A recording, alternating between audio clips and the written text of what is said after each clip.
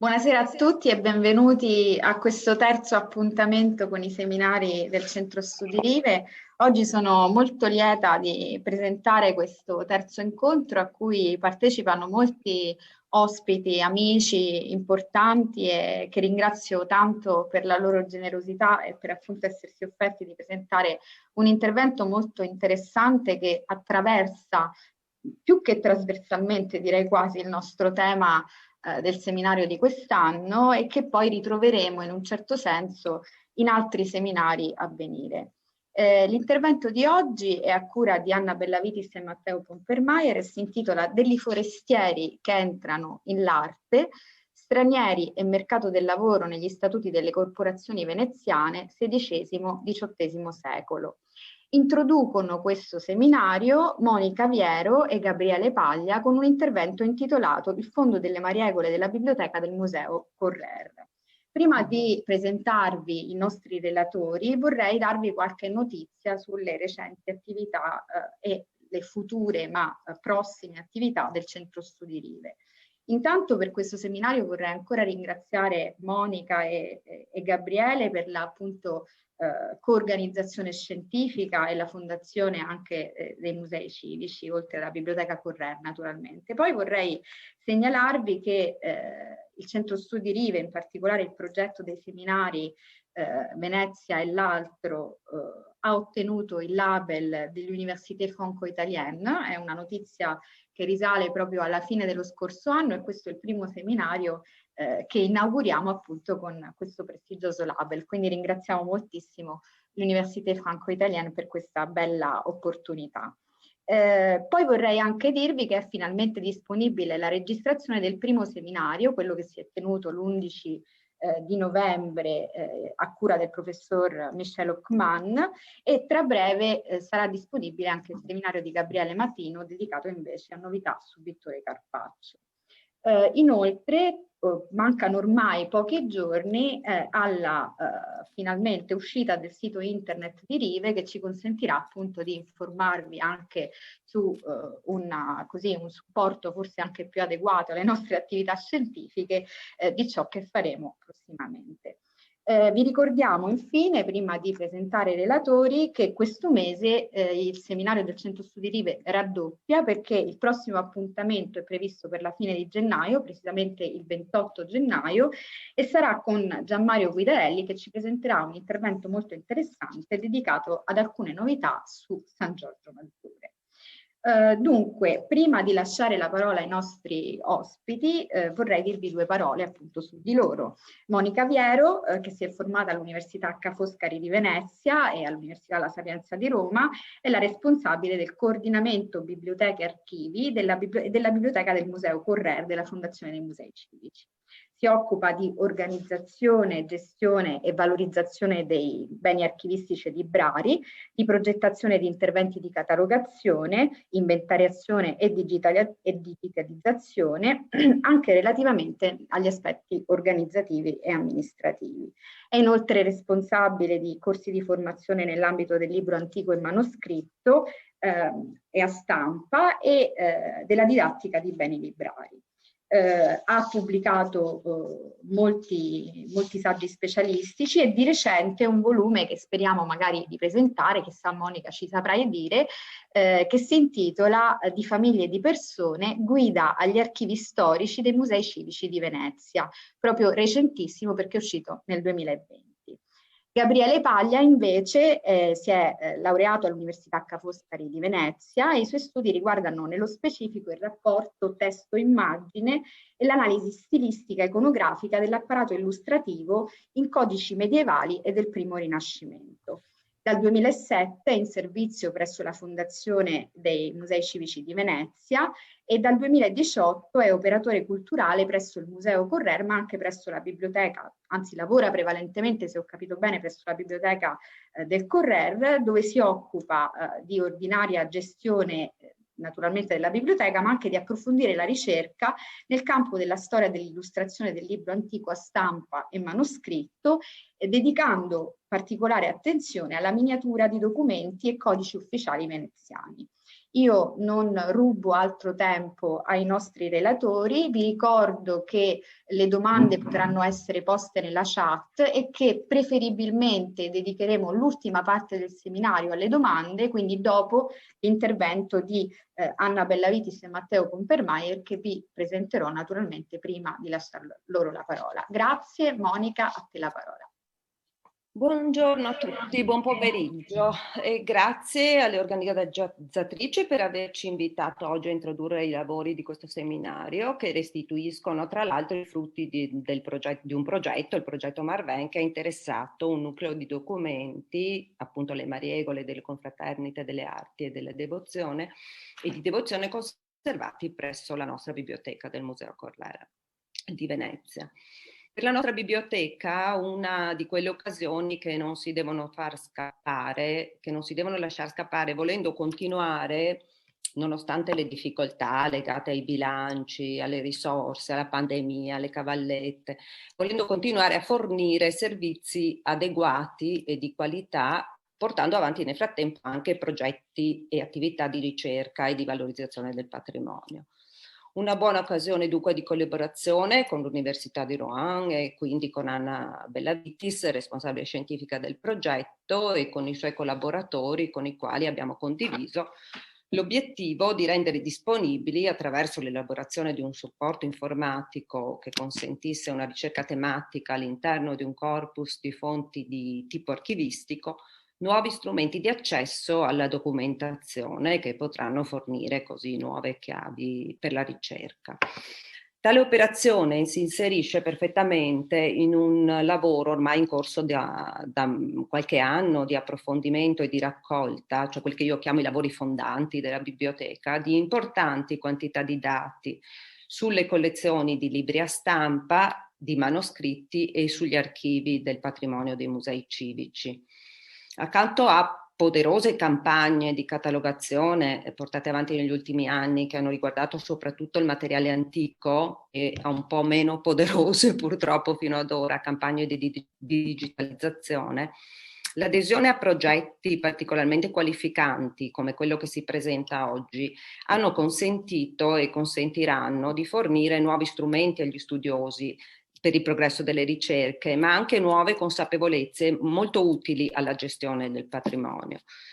Cito solo l'adesione a un paio di progetti importanti ai quali la biblioteca ha partecipato di recente, quello maturato in seno all'Università di Oxford, che ha portato all'individuazione dei dati di esemplare sull'intero fondo degli incunaboli della biblioteca Correr, che sono oltre 800, dati confluiti nel sistema informativo del MEI, elaborato dall'Università di Oxford sotto la direzione di Cristina Dondi, che utilizzando questo nuovo approccio nella raccolta di grandi quantità di dati di esemplare, dati di possesso, legature, segni di lettura, sugli incunaboli di moltissime biblioteche in tutto il mondo, ha potuto fornire un nuovo approccio di lettura della diffusione e percezione del nuovo mezzo della stampa e i suoi esordi. Lavoro che ha poi avuto esito in un convegno di studi svoltosi a Palazzo Ducale e organizzato dalla biblioteca, e in una rilevante esposizione, Printing Revolution, forse voi l'avrete vista, al Museo Correr, sempre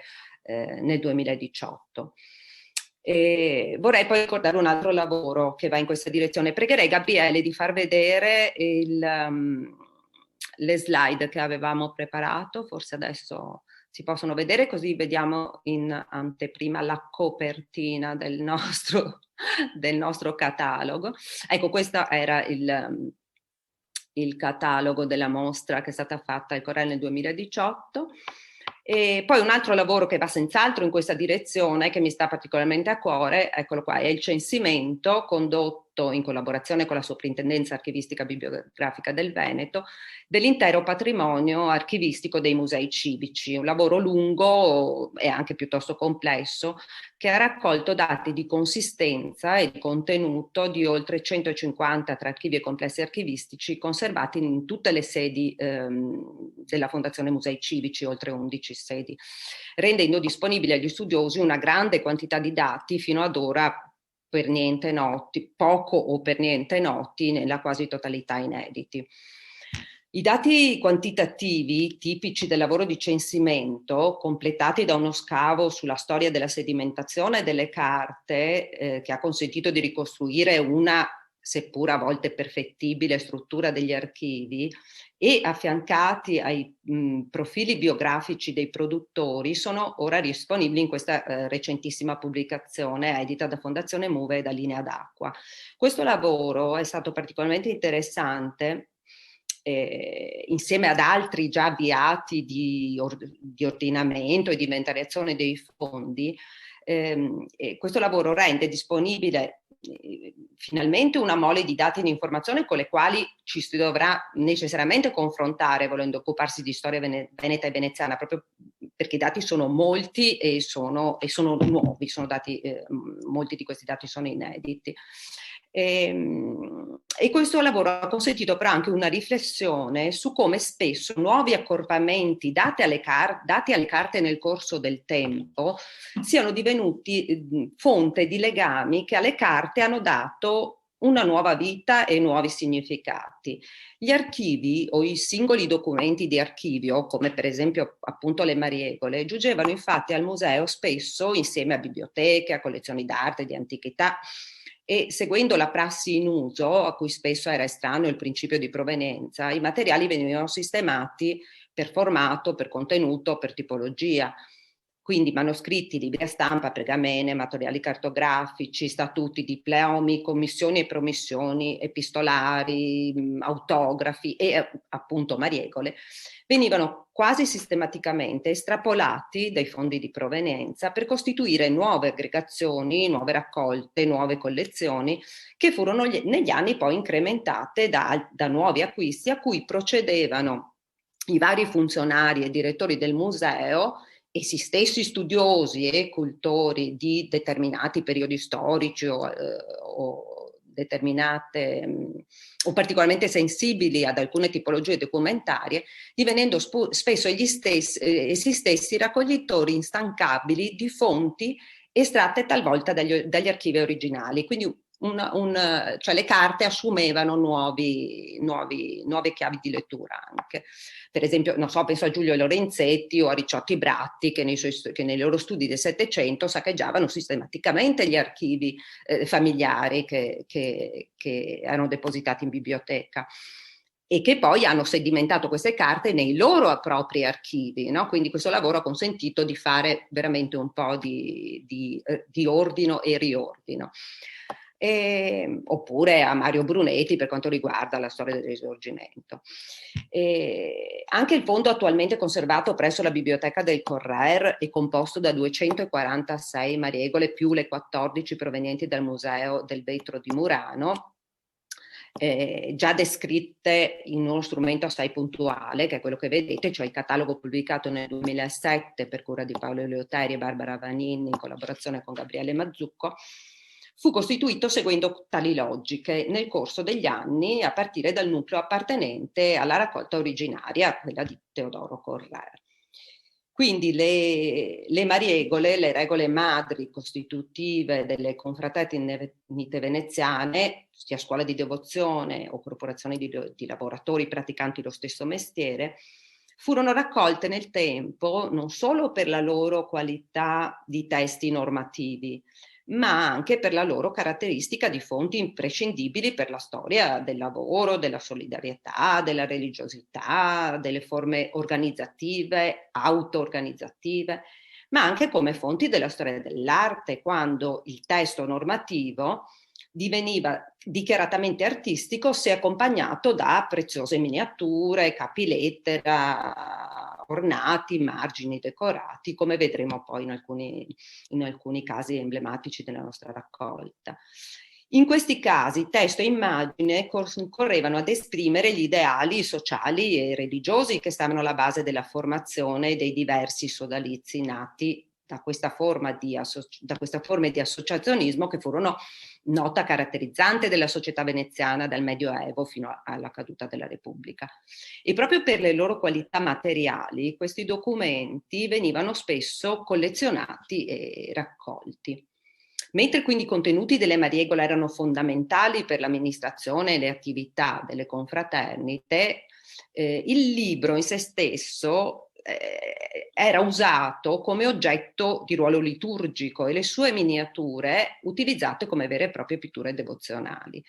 Sappiamo come la Mariegola venisse recata in processione e posta sull'altare durante le celebrazioni, come confermano anche gli esiti di lavori di restauro condotti di recente sul nostro bifoglio miniato della Mariegola della Scuola Grande di San Marco, condotto da Laura Martini della Scuola Regionale di Restauro, dove alcune macchie che erano state per anni imputate ad alterazione di pigmenti si sono invece rivelati gocce di cera cadute sul foglio durante le cerimonie rituali.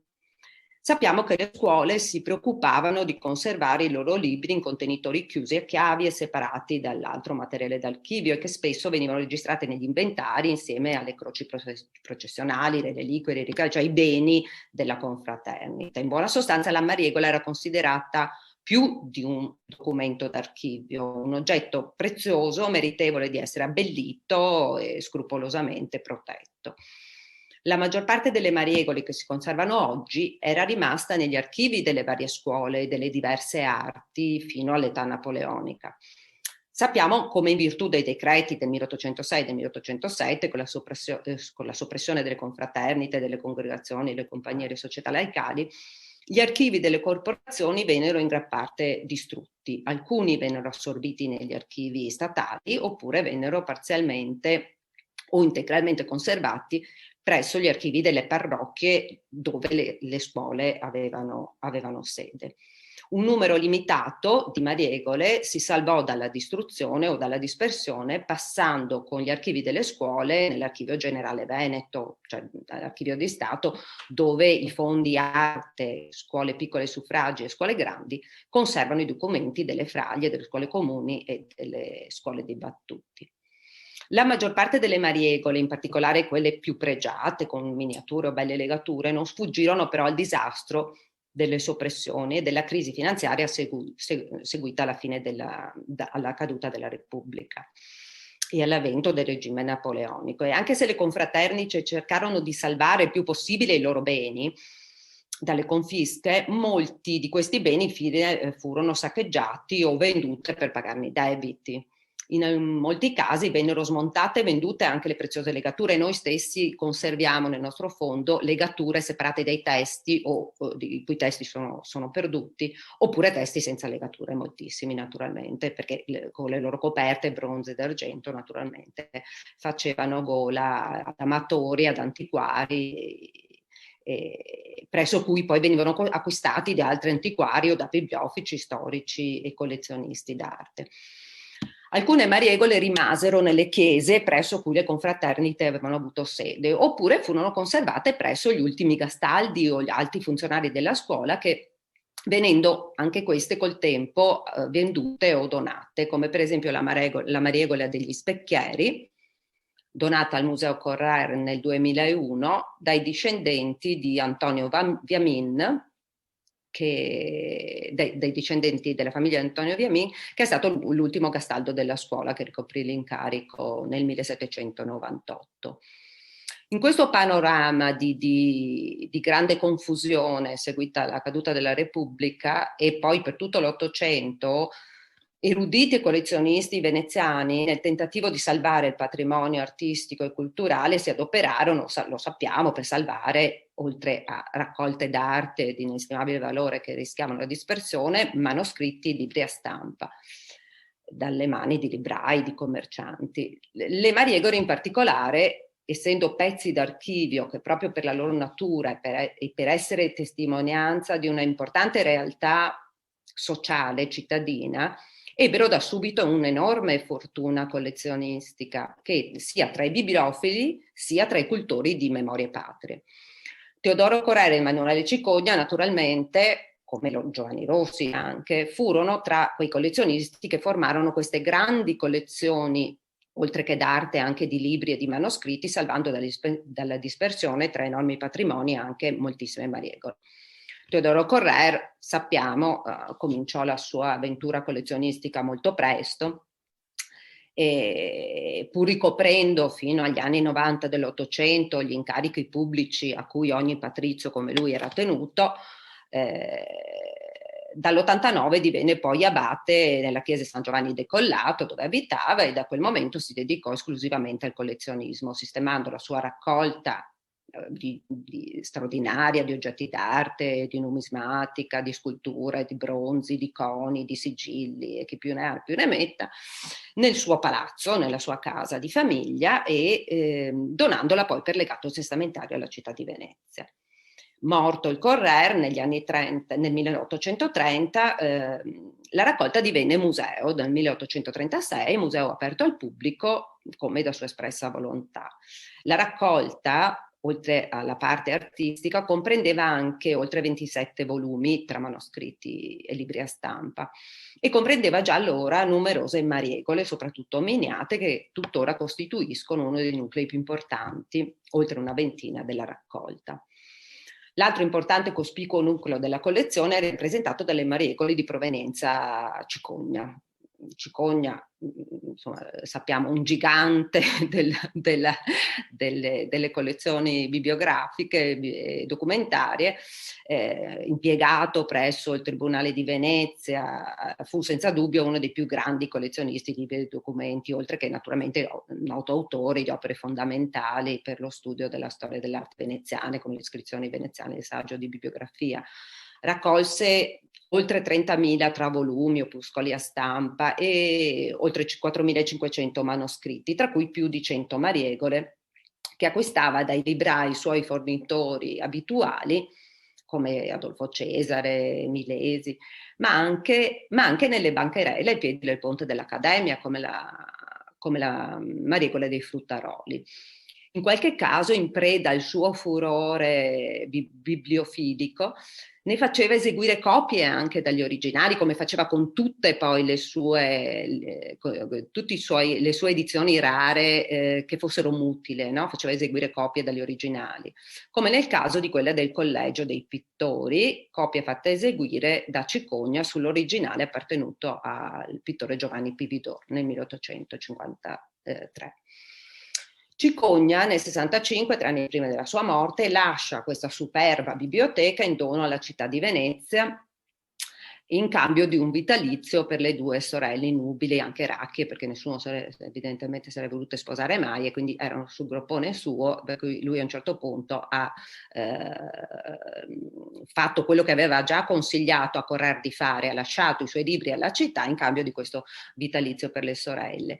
E questa biblioteca, naturalmente, il cui trasferimento in mezzo, cioè nelle raccolte civiche, fu un lavoro di straordinaria importanza dal punto di vista proprio logistico, biblioteconomico. Sono arrivate sta marea di volumi che il Correr stesso voleva fossero mantenuti nell'ordine che lui aveva dato, per cui adesso che noi stiamo facendo il trasferimento di tutti i manoscritti della biblioteca Correr, io certe volte mi sento come il Barozzi, che era il direttore nel momento in cui hanno trasferito la raccolta Cicogna, no? Cioè bisogna far stare tutto in un posto dove le cose non ci stanno e tenerle anche in ordine. Ecco, questo era un pochino l'ordine di misura dell'arrivo della biblioteca Cicogna nelle collezioni Correr.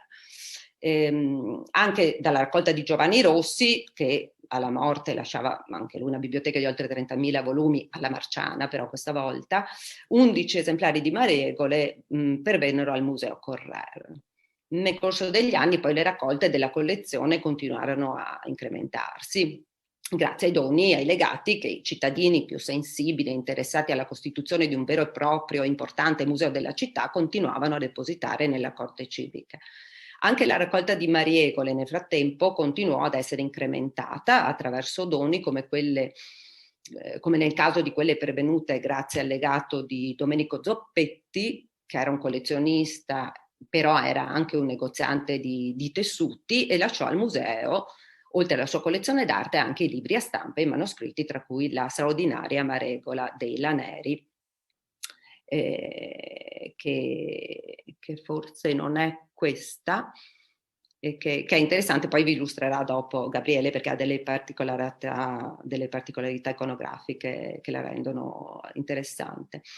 Oppure pervenivano in museo anche attraverso lasciti di interi archivi familiari che comprendevano anche mariegole, come la Mariegola dei Forneri, arrivata con l'archivio dei Correr di Santa Fosca oppure quella dei sacerdoti cantori di San Piero in San Giacomo di Rialto, che giunse insieme alla collezione Morosini-Gatterburg negli anni 90 dell'Ottocento, proveniente probabilmente dall'archivio Morosini-Grimani. Molti furono i volumi arrivati in museo grazie agli acquisti anche, perché come ricordava appunto Nicolò Barozzi, direttore del museo, uno degli obiettivi principali del museo nella politica degli acquisti doveva essere quello di preservare gli oggetti più significativi per la storia e per le arti veneziane. E niente più delle Mariegole incarnava proprio questo orientamento collezionistico e museologico. E gli acquisti venivano fatti dagli eredi, e questa lettera che Barozzi scrive al sindaco per spiegare perché il museo doveva comprare le Mariegole, no? Doveva comprarle perché incarnavano proprio un simbolo di tutto quello che Venezia e la sua storia avevano rappresentato. Questa lettera Barozzi la manda al sindaco, perché il sindaco in persona si interessava della politica degli acquisti delle collezioni civiche, e ci sono scambi che sono meravigliosi, sarebbero di grande attualità civica. Questi scambi continui tra i preposti del museo e gli amministratori che ai preposti si affidano nel comune intento di grandissima importanza civica di creare il museo della città, e questi sono documenti che non ci si stancherebbe mai di leggere. Gli acquisti poi venivano fatti naturalmente dagli eredi degli originali possessori e dagli stessi antiquari che rifornivano i collezionisti privati, come appunto i ben noti Pietro Milesi e Adolfo Cesare, che riforniva anche Cicogna. Negli anni 70 dell'Ottocento il museo possedeva 150 Mariegole, che furono riunite dall'allora direttore, sempre Barozzi, in una specifica classe, la classe quarta, introducendo una segnatura che è ancora oggi in uso. E lui fece questa operazione in vista di una generale riorganizzazione delle raccolte, non solo bibliografiche e documentarie, ma di tutte le raccolte del museo, sulla scia già segnata dal precedente direttore, che era Vincenzo Lazzari, grande ordinatore delle raccolte d'arte. E questa riorganizzazione era necessaria, si era rivelata necessaria in vista di un ordinato trasferimento di tutte le raccolte nella più vasta sede del Fondaco dei Turchi, perché ormai in casa Correr tutta sta roba non ci stava più. Furono questi gli anni in cui i manoscritti furono divisi in classi, tra cui quella delle Mariegole, estrapolando e separando anche fisicamente 6 diverse tipologie di documenti dall'insieme della raccolta. Venne compilato il libro delle classi, dove accanto al numero progressivo del manoscritto all'interno della propria classe sono riportati i fondi di provenienza o dell'accesso, perdono o acquisto, seguiti da brevi descrizioni che nel caso delle Mariegole indicano anche la presenza di miniature o di legature di pregio. Siccome il lavoro del bibliotecario era ingrato anche allora, e siccome talvolta alcune incertezze attanagliavano i conservatori, i cambiamenti nelle scelte operate dai classificatori danno conto anche dei mutati approcci a medesime tipologie documentarie.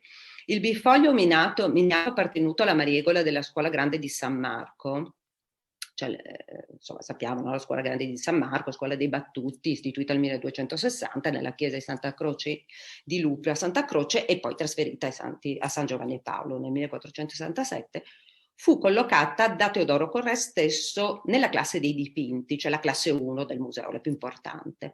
Fu poi inserita successivamente nella classe delle miniature, la classe 44, per essere poi in epoca più recente collocata invece tra le Mariegole nella classe quarta al numero 83. Il codice del Collegio dei Giudici di Treviso, di provenienza Cicogna, fu collocato prima tra le Mariegole, poi ricollocato tra i codici Cicogna, da cui proveniva, per poi essere nuovamente ricollocato tra le Mariegole con la segnatura 83 bis però, perché i numeri e classe delle Mariegole vanno via bruciati come il pane e l'83 se l'era già preso con la Grande di San Marco, per cui il giudice di Treviso sono diventati 83 bis. Delle classi dei manoscritti oggi restano in uso solo quelle delle commissioni e delle promissioni e quella delle mariegole, che furono mantenute in quanto raccolte importanti per consistenza, uniformità, pregio e perché identitarie per la vita della biblioteca, oltre a rappresentare a tutt'oggi le collezioni più cospicue e complete esistenti di tali tipologie documentarie. Nella nuova sede del Fondaco dei Turchi, e poi ho finito, coraggio, dove furono trasferite le raccolte negli anni 80 dell'Ottocento, quando ormai non potevano più essere contenute in casa Correr, le più preziose delle mariegole entrarono a far parte del percorso espositivo permanente. Dal 22 la raccolta cambiò nuovamente sede, tranne che per le raccolte naturalistiche che rimasero al Fondaco, e fu allestito nelle Procuratie Nuove il Museo Civico Correr. Anche qui le mariegole restarono a lungo esposte al pubblico nelle sale storiche del museo. Della raccolta dei 260 volumi, per un totale di circa 14.000 pagine, attualmente 127 sono i volumi digitalizzati, in parte proprio grazie all'obiettivo di questo progetto. E prima che i lavori fossero sospesi dall'attuale situazione, si stava procedendo all'acquisizione dei volumi rimanenti. Del nucleo di mariegole identificate per far parte del progetto Marvenne, la maggior parte sono di provenienza cicogna, che a sua volta ne venne in possesso, abbiamo visto, no, acquistandole sul mercato antiquario. Una piccola parte sono di provenienza Correra e poi un nucleo sono quelle che derivano direttamente dagli ultimi eredi dei cassaldi delle scuole, tipo quella degli specchieri che abbiamo nominato prima, arrivata attraverso gli eredi di Viamino, quella di provenienza Morchio, che appunto che era un gioielliere che ha ceduto la mariegola degli Oresi e dei gioiellieri. Ecco, questo è un pochino il quadro della situazione attuale dei lavori sulle mariegole anche che noi stiamo facendo, e che ci auguriamo che adesso, con la continuazione di questo progetto, insomma, ci auguriamo di poter continuare almeno per la parte del lavoro di digitalizzazione e poi con la messa a disposizione di tutti questi dati. Ecco. Adesso lascerei parlare un pochino sull'aspetto più figurativo di questi codici Gabriele Paglia, che, ecco, al quale adesso lascio la parola, che così ci fa vedere anche un po' di queste belle immagini del suo PowerPoint. Grazie.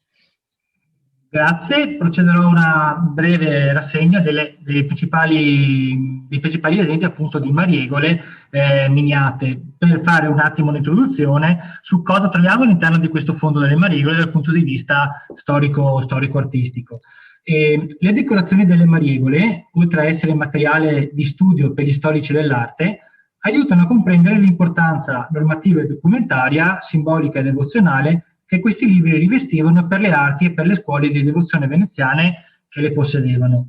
La particolare attenzione dedicata anche alle caratteristiche materiali del manoscritto traspare dalla raffinatezza della pergamena utilizzata per i codici, ad esempio, oppure dai ricchi materiali e dalla cura esornativa delle legature, dall'alta qualità grafica che accomuna molte mariegole, e soprattutto le più antiche, tra XIV e XV secolo. La regolarità, la qualità, l'eleganza del tipo di scrittura venne addirittura stabilita a livello normativo. Si vedono ad esempio i capitoli dedicati, vediamo se riesco ad andare avanti, ok, i capitoli dedicati nello specifico alla buona littera nelle mariegole dell'arte dei Casaroli, ossia dei venditori di formaggi, olio e miele del 1497, di cui potete vedere un'immagine, dove si ricorda al punto riguardante la decisione presa di far iscrivere la mariegola che il capitolario era stato cancellato e scritto di più forte littera marcanantesca et pessima da leser, la qualcosa è contra quello capitolo che dice debbia essere scritta di buona littera grossa e formata a zio che cada un possa leser. Abbastanza chiaro mi sembra, e non era infatti infrequente che il codice venisse rinnovato e talora interamente riscritto, soprattutto nel caso in cui l'utilizzo frequente lo sciupasse o l'aggiungersi costante delle parti prese ne rendesse difficoltosa la lettura. Da citare inoltre la mariegola della scuola piccola di San Girolamo del 1440, dove nella rubrica dei capitoli si elenca quello che sancisce che non si debbia scrivere in questa nostra mariegola de altra lettera che deforma. Ma che cos'è questa forma? Allora, la buona littera grossa è quella che noi conosciamo come gotica rotonda, ossia una littera textualis resa più gentile e regolare. La scrittura veniva affidata a calligrafi di professione, normalmente impiegati in città in commissioni di alto livello, sia laiche che ecclesiastiche. Passiamo ora però alla miniatura. Vi è una sostanziale omogeneità nell'aspetto decorativo delle mariegole appartenenti alle scuole di devozione rispetto alle associazioni di mestiere. Le scene che potremmo chiamare narrative, cioè raffiguranti le attività di assistenza, assistenziali o professionali dei confratelli, sono piuttosto rare. Diversi manoscritti presentano le prime carte miniature affrontate, di cui si parlava prima, a piena pagina, come fossero dittici e talvolta di eccezionale qualità. Vi si ammirano ad esempio scene religiose come la Delis, la crocifissione, la flagellazione, oppure il santo patrono della scuola magari attorniato dai confratelli. La preferenza per l'impiego di immagini devozionali o a tema sacro anche per le mariegole delle arti, piuttosto che di momenti di vita professionale, non è però casuale. Le mariegole, infatti, acquisivano un significato simbolico e rituale molto forte nelle cerimonie religiose o negli altri momenti solenni di vita istituzionale della scuola, di cui parlava anche Monica prima.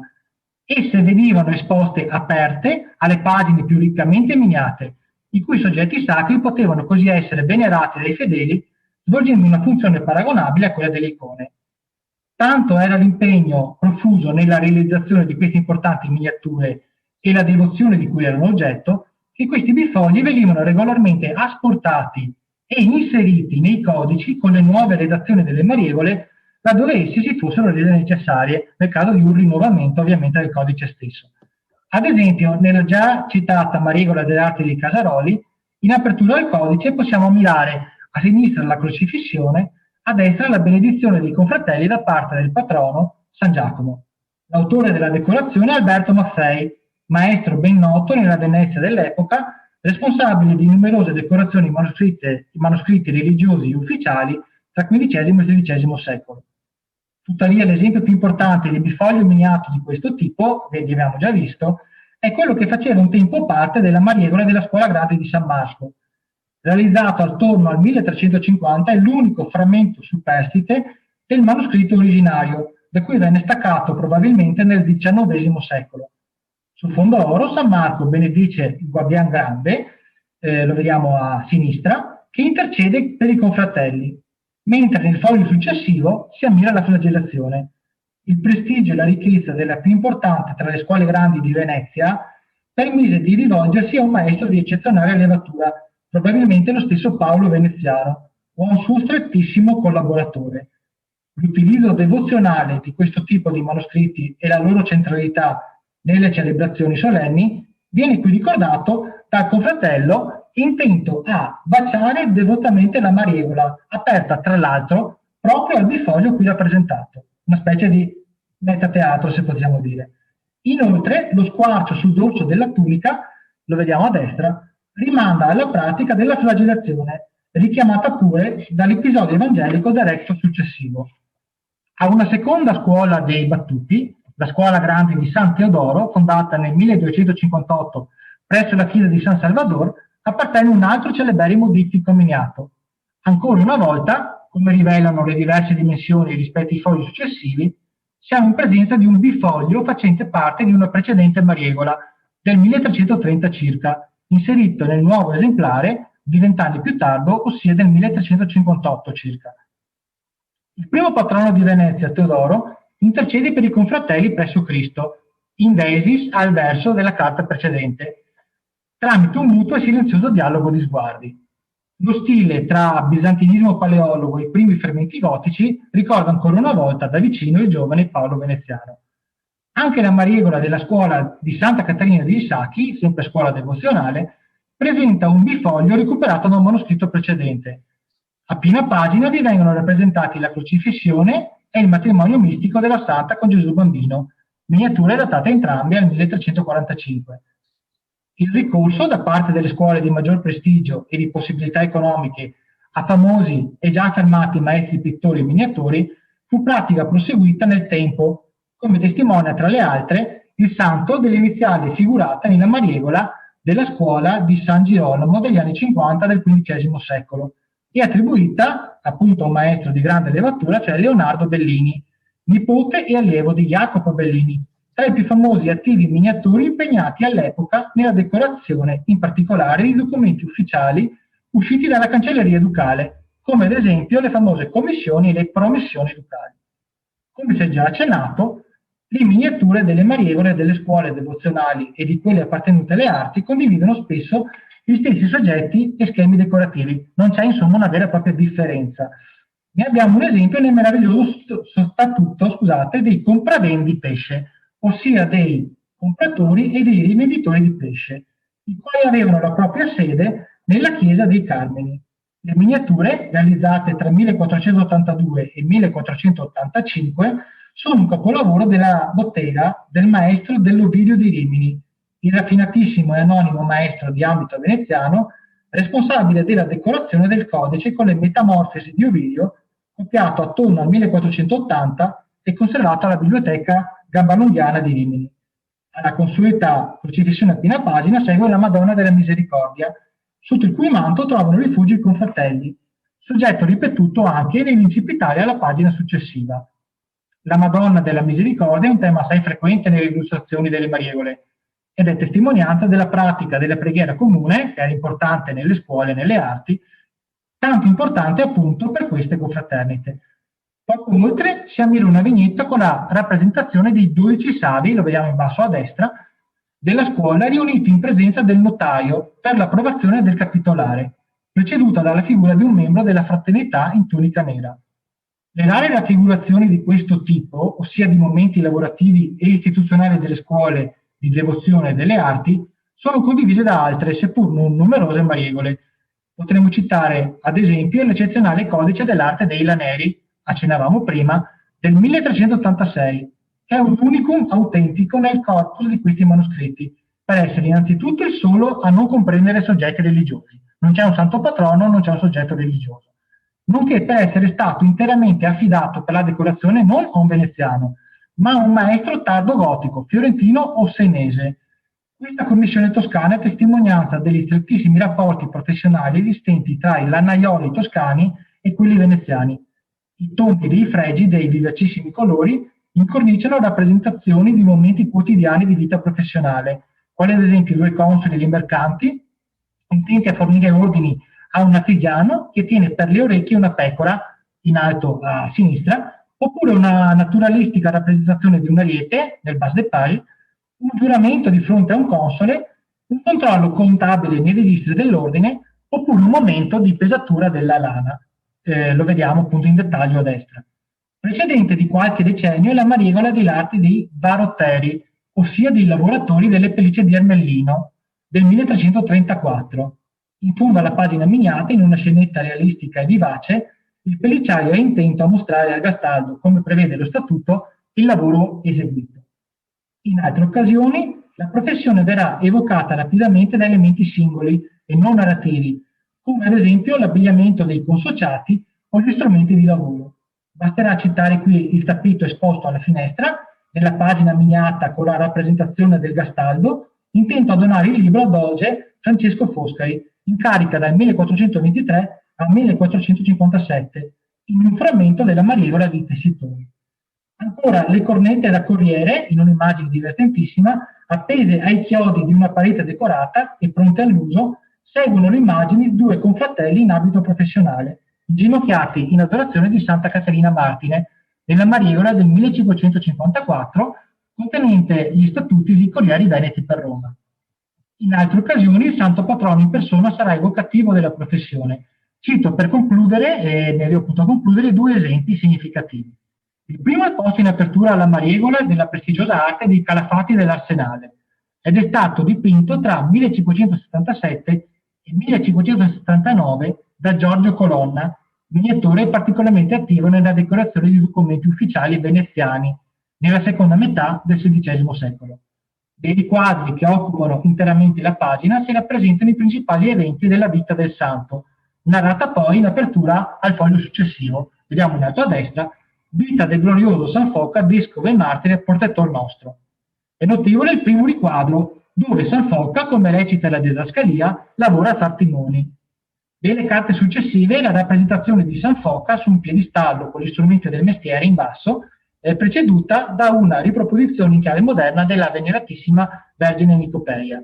E proprio il leggendario artefice della Nicopeia, Salute Evangelista, è rappresentato in apertura all'ultima delle maniegole che ho selezionato per questa veloce rassegna, relativa al Collegio dei Pittori, fondato solamente nel 1682. Prima i pittori erano accorpati ai decoratori.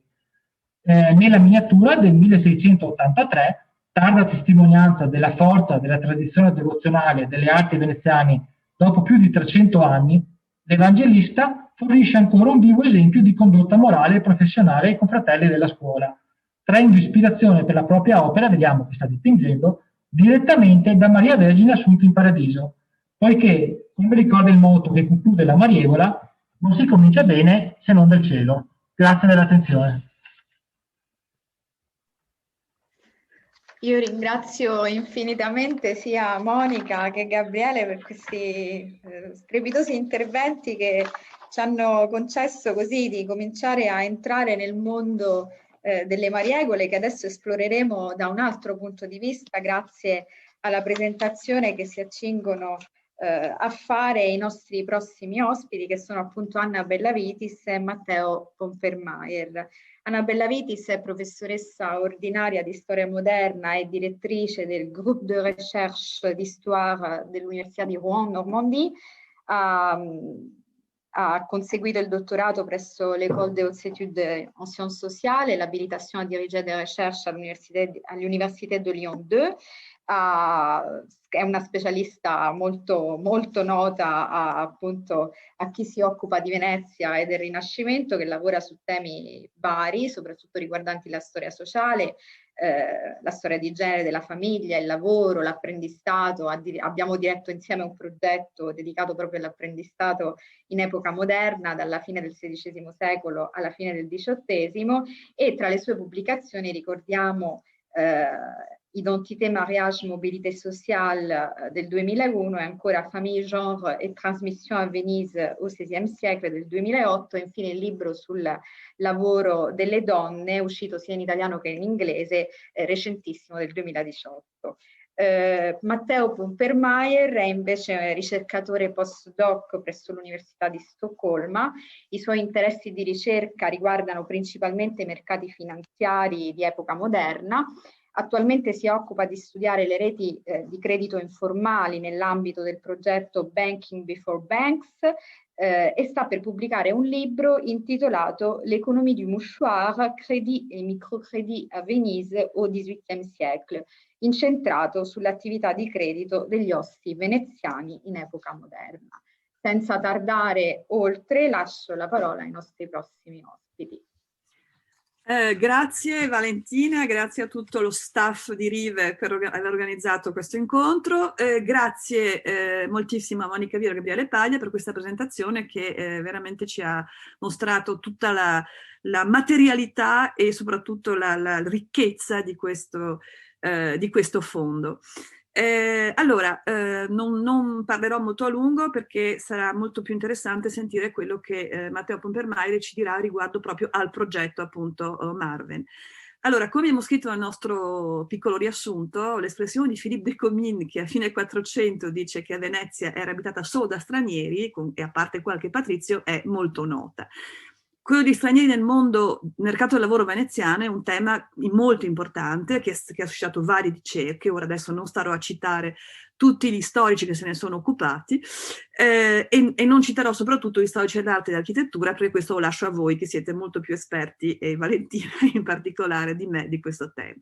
Però non c'è, ci sembra, almeno una ricerca a tappeto a partire dagli statuti delle corporazioni, ovvero le Mariegole delle arti, come abbiamo visto. Del resto il progetto Marven, come spiegherà poi meglio di me Matteo, non ha solo questo scopo, ma appunto quello di fornire una specie di chiave d'accesso attraverso vari temi in modo da fare una ricerca comparativa sulle Mariegole. Allora, la bibliografia su Venezia è importante, la bibliografia sull'immigrazione artigiana nelle città medievali e moderne è cioè ancora più importante. Perché? Perché era necessario far venire popolazione nelle città.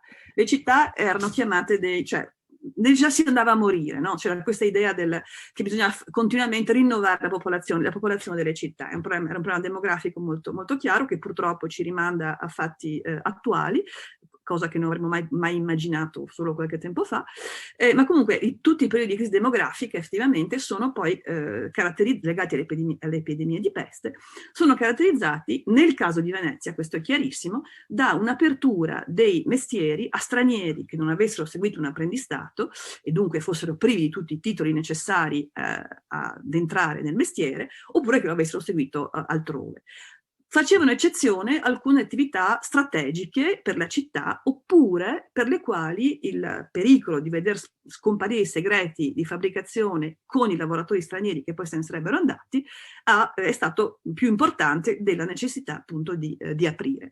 Per esempio, dopo la peste degli anni 30 del 600, spezieri, chirurghi, costruttori di grandi navi, calafatti, filatori di canapa per fare naturalmente le cime, insomma, per le navi, paternostrieri, specchieri, diamanteri sono esclusi da questi provvedimenti di apertura. Del resto, è ovvio, lo sappiamo, l'immigrazione artigiana e l'emigrazione, cioè gli scambi, sono uno dei vettori più importanti di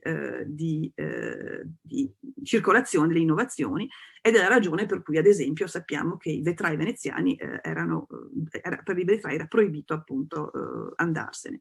Però questi provvedimenti di apertura suscitano anche delle reazioni di rifiuto da parte e di violento rifiuto da parte dei lavoratori locali, per cui ad esempio abbiamo esempi di violenze nei confronti, guarda caso, di bergamaschi, perché i bergamaschi troviamo sempre dappertutto in questa storia, dopo la peste del 76 e 500, 76-77, e dopo la peste degli anni 30 del 600.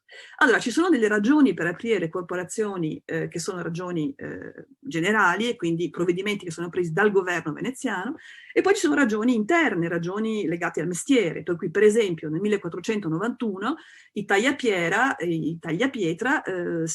decidono che bisognava limitare la presenza di forestieri, perché c'erano 126 forestieri lombardi e solo 40 veneziani fra i maestri. Qual era il problema? Che questi forestieri lombardi non vogliono insegnare a nessuno dei nostri sudditi, quindi si facevano un po' le attività fra di loro e non trasmettevano ai locali. Quindi si decide di limitare la presenza degli stranieri nelle assemblee che possono eleggere le cariche istituzionali. Dunque, quali sono i temi che ci possono interessare? C'è una specificità veneziana in tutta questa vicenda, è una delle domande che ci possiamo fare. L'altra domanda è naturalmente quella della cronologia, cioè c'è la cronologia legata, come si è detto, alle questioni demografiche, c'è una cronologia interna ad ogni arte, e poi ci sono altre possibili cronologie che mi sembra stanno cominciando un pochino a venire fuori anche dal nostro progetto, come si vedrà più tardi. Allora, un primo approccio alla questione che ho già approfondito molti anni fa è quello appunto della cittadinanza. Perché? Perché la prima impressione che si ha quando si lavora sulla società veneziana è che il mondo artigiano fosse molto aperto e il mondo mercantile fosse molto chiuso. Ma in realtà tutto questo deve essere un po' sfumato, cioè ci sono appunto scambi fra queste due realtà, e questa affermazione è un po' troppo perentoria. Per esempio, come si è detto, c'è una corporazione, quella un'arte, quella appunto del vetro, che è chiusissima, è riservata ai cittadini. Del resto, i cittadini, quelli che domandano il privilegio di cittadinanza nel corso del Cinquecento, sono molto spesso artigiani che vogliono passare allo stadio superiore, in un certo senso, ovvero all'esercizio di attività mercantili con tutti i privilegi che competevano ai cittadini veneziani. E molto spesso nel Cinquecento sono dei lanaioli che hanno partecipato al boom dell'industria laniera veneziana nel secolo, che erano arrivati spesso dallo Stato, cioè spesso ancora una volta da Brescia o da Bergamo, e che hanno lavorato in città e poi chiedono appunto di diventare cittadini di Intus et Extra per poter commerciare, per poter esportare. L'arte della lana, di cui abbiamo visto queste meravigliose immagini, è forse, mi pare, una delle prime che limitano l'accesso alle cariche ai veneziani. Nel 1416 i Gastaldi e Sopragastaldi devono essere cittadini veneziani originari, ovvero nativi di seconda generazione, perché in quel momento lì originari e anche dopo in realtà significa nativi di seconda generazione, se volete ci ritorniamo, o dei intus et extra. Perché? Perché devono essere timorati di Dio e amare la nostra Repubblica. È interessante perché questo tipo di affermazioni, banali se volete, prevedibili, come spiegazioni, diciamo, del timore di Dio e amore della Repubblica, però le troviamo pari pari nelle leggi che cominciano in questi stessi anni a riservare alcune cariche dello Stato, alcune cariche, alcuni uffici ai cittadini. Per cui anche, mi pare che forse si può un pochino più stabilire dei ponti fra questo tipo di questioni. Non approfondirò molto la questione perché non abbiamo molto tempo, ma nel 500 si introducono altre barriere per coloro che vogliono entrare nell'arte della lana come mercanti, e si stabiliscono in particolare come mercanti, stabiliscono tre livelli, ovvero i forestieri sudditi, che sono quelli che vengono dallo Stato veneziano, che devono restare per 5 anni a Venezia con le famiglie prima di potersi iscrivere alla Camera del Purgo. I forestieri che provengono da fuori dalla Repubblica, quindi i forestieri alieni, di terre aliene, che devono rimanere per 10 anni, e i forestieri soggetti ad infedeli, che sono totalmente esclusi. Allora, siamo nel 1537, non è una data casuale, perché in quel momento la flotta di Hayreddin Barbarossa ha conquistato molte isole della Repubblica di Venezia, ha assediato Corfù, Venezia è sotto attacco, e alcuni che prima erano forestieri sudditi adesso sono forestieri sudditi di infedeli. La regola dell'arte della lana è stata pubblicata da Andrea Mozzato, e tutte queste norme si trovano appunto nella pubblicazione. Nel 1564, sempre nell'arte della lana, c'è una norma che ritorna su queste limitazioni e che dice: essendo sta provvisto per molte leggi e ordini che alcuno non possi lavorare o far lavorare dell'arte della lana, eccetera, eccetera. Allora qui abbiamo lavorare o far lavorare. Quindi abbiamo una norma che limita per l'appunto l'accesso ai forestieri, che riguarda i maestri e i mercanti, perché lavorare e far lavorare. Quindi io sottolineerei un po' questa ambiguità in un certo senso. I limiti, cioè il tempo di residenza richiesto ai forestieri aumenta gradatamente nel corso del tempo, e nel 1630 la Camera del Purgo, cioè la parte dell'arte della lana che si occupa della commercializzazione essenzialmente, ma comunque l'organizzazione dell'arte della lana è complessa, e vi rinvio all'edizione che ne ha fatto Andrea Mozzato per avere i dettagli, propone, durante la peste del 1630, si propone di aprire l'arte della lana ai forestieri per 2 anni. Ma chi si oppone? Sono i tessitori che si oppongono, quindi qui abbiamo un'opposizione interna fra i maestri tessitori e gli imprenditori, quindi il provvedimento non è applicato.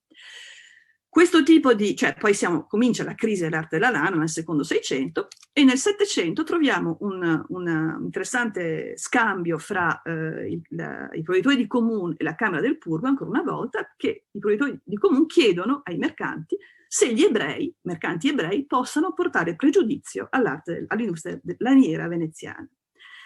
E i lanaioli rispondono che gli ebrei sono esclusi, le leggi vietano agli ebrei di produrre panni in questa città a loro nome o a nome di qualsiasi altra persona che possa essere iscritta al consorzio dei mercanti produttori di panni di lana. Quindi dicono non possono essere di alcun pregiudizio, al contrario, i loro acquisti possono portare nuova vita nell'arte.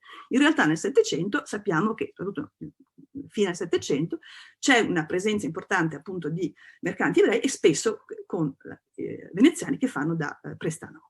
Un altro tema grosso è quello dell'arte della seta, su cui hanno lavorato Luca Molà naturalmente, e poi c'è un articolo molto, molto importante uscito nel Datini di parecchi anni fa di Luca Molà e Reinhold Müller, che hanno appunto raccontato la vicenda dei bergamaschi nell'arte della seta, per cui a fine 400, anche qui vado veloce, ci sono una tal quantità di bergamaschi che bisogna limitare proprio l'accesso dei bergamaschi, solo che quando si limita l'accesso dei bergamaschi alle cariche succede che non ci sono più candidati, perché in realtà la corporazione era monopolizzata da questi artigiani e maestri provenienti da Bergamo.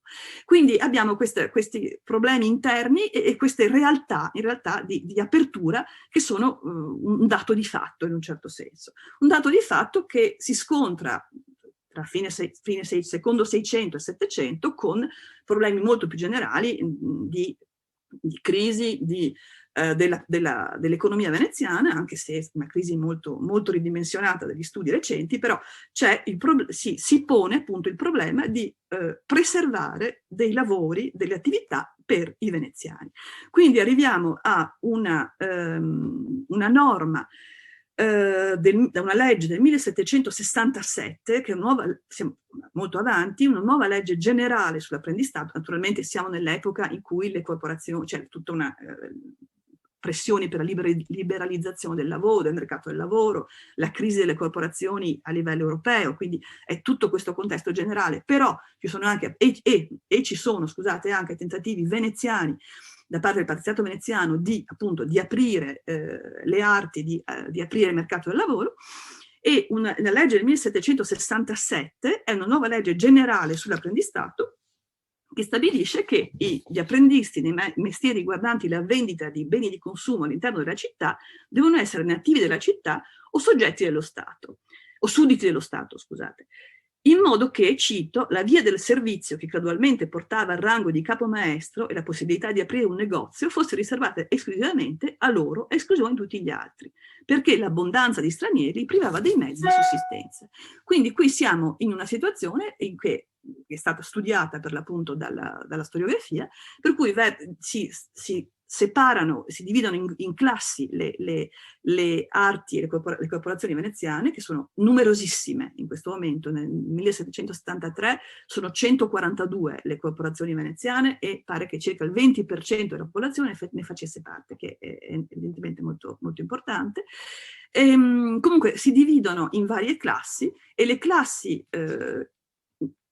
poi cambiano anche le classificazioni, però sostanzialmente le classi cioè le corporazioni di consumo e di produzione dei beni quotidiani, diciamo, l'accesso è riservato ai veneziani. Però anche lì i beni quotidiani abbiamo è vero, perché sono i venditori di frutta, verdura, gli strazzaroli, i fiorai, però ci sono anche i pittori, ci sono anche soprattutto i battioro alemanni. Allora, riservare ai veneziani l'apprendistato nell'arte di battioro alemanni ci pone qualche problema, perché in un certo senso rimette in discussione una tradizione che era una tradizione medievale di un'arte fatta da tedeschi all'origine, evidentemente, e che evidentemente in questa fase invece si vuole riservare ai veneziani. Non entro poi nel dettaglio di tutti appunto le classi eccetera di Apollonio Zeno, tutte le varie classificazioni che sono, scusate, Apollonio del Segno, tutte le classificazioni che sono state fatte a fine Settecento. Diciamo solo che siamo in una fase appunto in cui i tentativi di riforma si scontrano con un ben noto conservatorismo veneziano, e si scontrano anche con una situazione di difficoltà più generale. Allora io mi fermo qui e lascerei la parola invece a Matteo Pompermayer, che ci presenterà in dettaglio i primi risultati su questo appunto, quello dei forestieri, del progetto Marvin, per cui ringrazio di nuovo il Museo Correr, la Biblioteca del Museo Correr e Monica Viero, che hanno partecipato e cofinanziato il progetto, fornendoci le digitalizzazioni delle Mariegole, un progetto che appunto speriamo di poter proseguire. Matteo, ti lascio la parola. Grazie, vediamo se riesco a condividere lo schermo prima di tutto. Ok, vedete lo schermo giusto? Buonasera, come detto mi chiamo Matteo Pompermayer, sono ricercatore postdoc presso l'Università di Stoccolma, e il mio compito ora è quello di proseguire lungo il solco tracciato dalle presentazioni precedenti, soffermandomi più nello specifico sul lavoro fatto nell'ambito del progetto Marvin, e quindi provando a presentarvi un'analisi un po' generale di alcune mariegole, di come in queste mariegole emerge il tema dei forestieri. È un tema complesso, naturalmente, il rapporto fra Venezia e forestieri è un tema estremamente complesso, che viene semplificato in questa presentazione nella prospettiva, in quanto ovviamente non si tratta di Venezia e forestieri in generale, ma l'analisi si sofferma su come i forestieri emergano dalla documentazione normativa delle arti, e semplificato anche nell'ampiezza, possiamo dire, perché questa analisi naturalmente riguarda un numero limitato di mariegole e non tutte le 140, se non sbaglio, che sono presso l'archivio del Museo del Correo. Una breve panoramica su quello che sto per raccontarvi. La presentazione è divisa principalmente in due parti. Nella prima, che sarà il più breve possibile, vi darò qualche informazione riguardo il progetto Marvin, quindi l'origine di questa presentazione, e anche vi dirò perché sono qui io a parlarne. E mentre nella seconda parte, che è quella forse più interessante, sicuramente più corposa, l'analisi si sofferma su mariegole e forestieri. Vi pregherò di sopportare una breve analisi quantitativa in apertura, seguita da un focus su un caso di studio estremamente interessante, che è quello di Fioleri, ovvero in Murano. Vedremo in seguito il motivo, anche se Anna Bellavitis in parte l'ho già anticipato, e chiuderò dandovi una panoramica il più generale possibile sul tema, dunque sul rapporto fra mariegole e forestieri. Questa presentazione, come detto, nasce nell'ambito del progetto Marven, Mariegole Veneziane, che è stato svolto in concomitanza con un numero di partner, quindi in partnership con diverse istituzioni, fra i quali la Fondazione dei Musei Civici di Venezia, che anch'io ringrazio nuovamente. Gli obiettivi del progetto Marven, in parte anticipati, sono principalmente due. Da una parte facilitare e garantire l'accesso alle fonti, quindi le fonti consistono in un corpus di 24 mariegole che saranno a breve disponibili gratuitamente online in diversi formati a seconda dell'utilizzo fattone dallo studioso. Quando abbiamo iniziato questo progetto sembrava una buona idea, ed è una buona idea, quindi di poter mettere online le fonti a disposizione di chiunque, ovunque. Oggi, nell'ambito di una pandemia mondiale nella quale sembra che gli archivi ne siano la causa e quindi sono tutti sempre costantemente chiusi, diventa una necessità ancora più importante. Ma non è solo questo che si propone di fare Marven, perché forse la parte più interessante, sicuramente per me la parte più interessante del progetto, era quella di cercare di fornire una nuova modalità di accesso alle fonti, facilitata in un certo senso, attraverso la possibilità di effettuare delle ricerche tematiche. Cosa significa ricerche tematiche? Come voi potete immaginare o sapete, ogni mariegola è composta da una serie di norme, che chiamerò questa sera forse un po' impropriamente, ma mi perdonerete, regole, ognuna delle quali è stata analizzata e ad ognuna delle quali sono stati applicati una o più tag o temi o topic, come volete, che servono da un lato per descriverne il contenuto e, facendo il percorso inverso, per poter appunto effettuare una ricerca tematica che può anche essere in questo modo di tipo comparativo, quindi coinvolgere allo stesso momento diverse mariegole. Molto brevemente vi faccio un esempio. Queste sono due pagine della mariegola dei veluderi. Come vedete, in base ai colori vengono identificate le varie regole, norme che sono presenti sulla pagina, vengono poi selezionate una serie di altre informazioni come le date, i nomi, la presenza di altre magistrature, la presenza di altre arti citate. Dopodiché queste informazioni, tutte queste informazioni vengono versate all'interno di un database che le raccoglie e che ci permette di assegnare ad ognuna di queste regole, anche qui ho messo diviso in colori in modo da rendere l'immagine un po' più chiara, perché capisco che non sia proprio immediato. Fatto sta che ad ognuna di queste regole vengono assegnati uno o più temi a scelta fra quelli che sono stati identificati in apertura del progetto. Identificare questi temi non è stato facile, perché non potevano essere troppo generali né troppo specifici, altrimenti non sarebbe stato possibile effettuare alcuna ricerca. Dovevano essere il più possibile chiari e non prestarsi ad ambiguità, ce l'abbiamo più o meno fatta, credo, finora i fatti dimostrano che sembra funzionare. Nell'ambito della presentazione di oggi io quindi mi sono avvalso del tema che vedete al numero 15, foreigners, quindi stranieri. Ho parlato di un corpus di 24 mariegole, che sono quelle che trovate elencate in questa tabella. Naturalmente ad una corporazione ad un'arte possono corrispondere più di una, può corrispondere più di una mariegola, perché sono presenti delle copie, sono presenti diverse appunto mariegola che noi abbiamo analizzato, ed è anche interessante poter fare poi un confronto fra le diverse copie. Il progetto Marven è ancora in corso, non è terminato. Ad oggi, quindi il 14 gennaio, abbiamo terminato il lavoro su 13 mariegole, che sono quelle che vedete elencate sempre in questa tabella, e dunque sono anche al centro di questa mia presentazione. Cosa significa in termini quantitativi 13 mariegole? Ce lo dice questo grafico, si tratta di oltre 2500, abbiamo identificato oltre 2500 regole e oltre 3500 topics o temi. Perché i temi sono più delle regole? Perché semplicemente, come dicevo, ad una stessa regola può essere applicato anche più di un tema.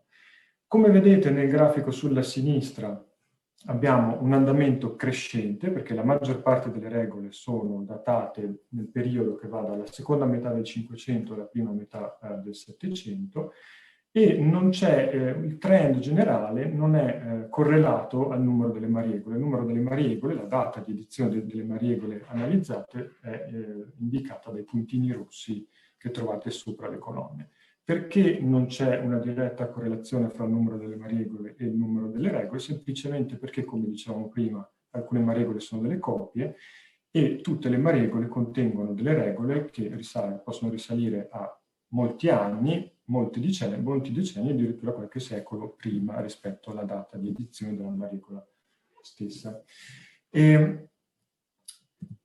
Il trend generale può trarre in inganno da un certo punto di vista, perché se noi andiamo ad analizzare i singoli temi, vediamo che ci sono delle differenze sul piano temporale. Ho portato 3 esempi. Nel primo grafico in alto, il numero 1, sulla destra, vediamo il confronto fra l'andamento generale, la linea nera, con l'internal management, ovvero tutte quelle regole che riguardano la gestione della struttura interna della corporazione, l'elezione delle cariche, l'instaurazione di nuove cariche, anche ad esempio, eccetera. In questo caso vediamo il trend è circa lo stesso, ma se noi prendiamo ad esempio altre regole, altri temi, vediamo come ad esempio nel secondo grafico la linea arancione indica le regole inerenti alle tasse, abbia un andamento diverso, cresce a partire dalla seconda metà del 500 e raggiunge il picco più tardi rispetto all'internal management e rispetto al trend generale, ovvero nella prima metà del 700. Ciò indica che a diversi periodi corrispondono anche diverse necessità da parte delle arti, logicamente. L'ultimo esempio che ho portato, perché mi sembrava abbastanza interessante, riguarda le tecniche. Nel terzo grafico, la linea rossa, vediamo che le tecniche, che onestamente potevamo aspettarci all'inizio fossero dei temi più toccati da parte delle corporazioni di mestiere, non lo è, o meglio lo è un po' solamente all'inizio, quindi nella prima metà del 300, e poi praticamente scompare. Entrando più nel vivo del discorso, cosa possiamo dire riguardo ai forestieri? Beh, che innanzitutto che l'andamento in termini percentuali chiaramente è contrario, cioè molto diverso rispetto a quello generale, perché le regole inerenti ai forestieri raggiungono il picco fra l'inizio del 400 e il 1550, e vi sono altri 2 picchi molto più piccoli nella prima metà del 300 e nel XVII secolo, forse probabilmente in occorrenza delle 2 pandemie, quindi la peste della metà del 300 e l'altra degli anni 30 del 600. L'altra informazione, secondo me interessante, che emerge da questa slide, la troviamo nella torta, nel grafico torta sulla destra, perché possiamo notare che il numero di regole che riguarda, da qualsiasi punto di vista, i forestieri è circa il 2% del totale. Quindi vuol dire che su 2528 regole solo il 2% si riferisce ai forestieri. È un dato che diventa ancora più eclatante se consideriamo il numero di topic, di tag sul totale, sempre che riguardano i forestieri, perché siamo all'1,58% del totale. Quindi l'1,58% dei tag su oltre 3.500 è forestieri. Possiamo subito confrontare con altri temi molto più, come dire, che ricorrono molto più frequentemente, come ad esempio il già citato internal management, che è oltre il 26%, e la legge, le regole che riguardano le tasse, quindi la raccolta delle tasse, il management proprio della tassazione interna, che è oltre al 16%. Ho detto all'inizio, ho ripetuto un paio di volte, che i temi possono intrecciarsi fra di loro, più temi possono essere associati ad una stessa regola, quindi andiamo a vedere con cosa dialoga il tag forestieri più spesso. Sono principalmente tre, diciamo, i temi, sono tre, quelli che compaiono più spesso assieme ai forestieri, cioè work regulation, apprendistato e relazioni fra la corporazione e tutto ciò che sta fuori da Venezia.